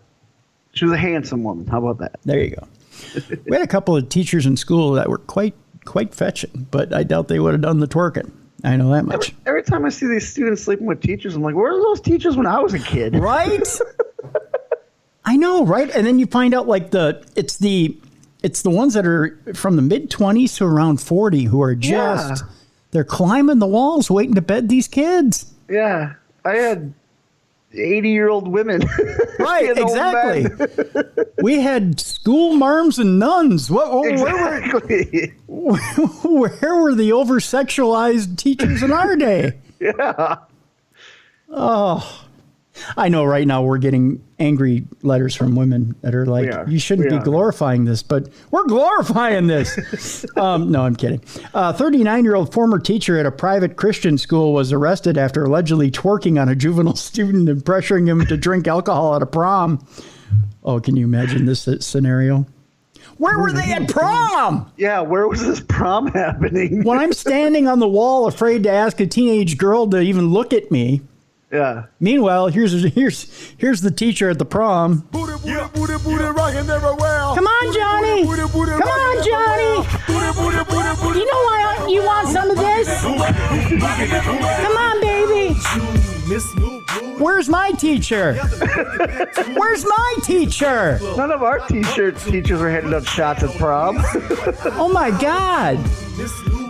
I'd love to have a teacher that was just, trying to Our watch teachers little wouldn't even Timmy let us- rise. When we had to slow dance, you had to be arm's length apart. Right. Pretend the Holy Spirit's in between you. That's right. There wasn't nothing holy between that teacher and that kid. Not if she's twerking on him. That's right, by God, I tell you. On April 8th, Julie Hoover, hey, that's what I hear about her, allegedly tried to force the straw from her cup into the victim's mouth. Take a little suck on this, Johnny. Oh, open wide. Open wide, Johnny. Yep. Staff reportedly left alcohol in the back room for after the dance. She brought it forward, if you know what I mean. On the dance floor, the victim told authorities Hoover was twerking on him, which made him feel uncomfortable, according to WCTV. Other witnesses at the prom reportedly tried to stop the teacher several times. Hoover was arrested on September 6th and released the same day, records show. She was reportedly charged with contributing to the delinquency of a minor and authority figure, soliciting or engaging in lewd conduct with a student. According to records, Hoover was also arrested in June. She was allegedly sexting with an 18-year-old senior at the school, and the mother of the victim found the explicit messages. At least he was 18. How would you like to be the mom that finds that? Mom, it's extra credit, I swear. I'm trying to get good grades here. You want me to get into Yale, right? The victim's mother reportedly told authorities that she believed Hoover was trying to sneak the student into her home while her husband was at work. Oh, jeez. Boy. Hoover was a teacher with Point of Grace Christian. There's a point of something coming through the trousers, I can tell you that. The school sent a statement to WCTV. Mrs. Hoover is a former teacher with Point of Grace Christian. We will not provide further information on her employment or departure from our school. I could tell the departure was backwards. Booty, booty, rockin' everywhere. Booty, booty, booty, booty, rockin' everywhere. Booty, booty, booty, booty, rockin' everywhere. Yep, that's where it was. It was I could backwards. just see her twerking out of the office like, fine, Yeah. I'm gone. I'm gone. You bet you won't see my ass moving out of here. You're That's going to for miss sure. this. Just trying to liven up the party. Yep, that's for sure. You won't see my ass leaving this place. Because it's leaving backwards. Backwards. We got about 6 minutes left in the show. So we have two stories here. Two stories. Actually, I wanted to try and do three, but we're not going to get three in here. So we're going to do two. Our man in a rainbow wig was arrested at a Pennsylvania Dairy Queen, allegedly claiming he was a prophet.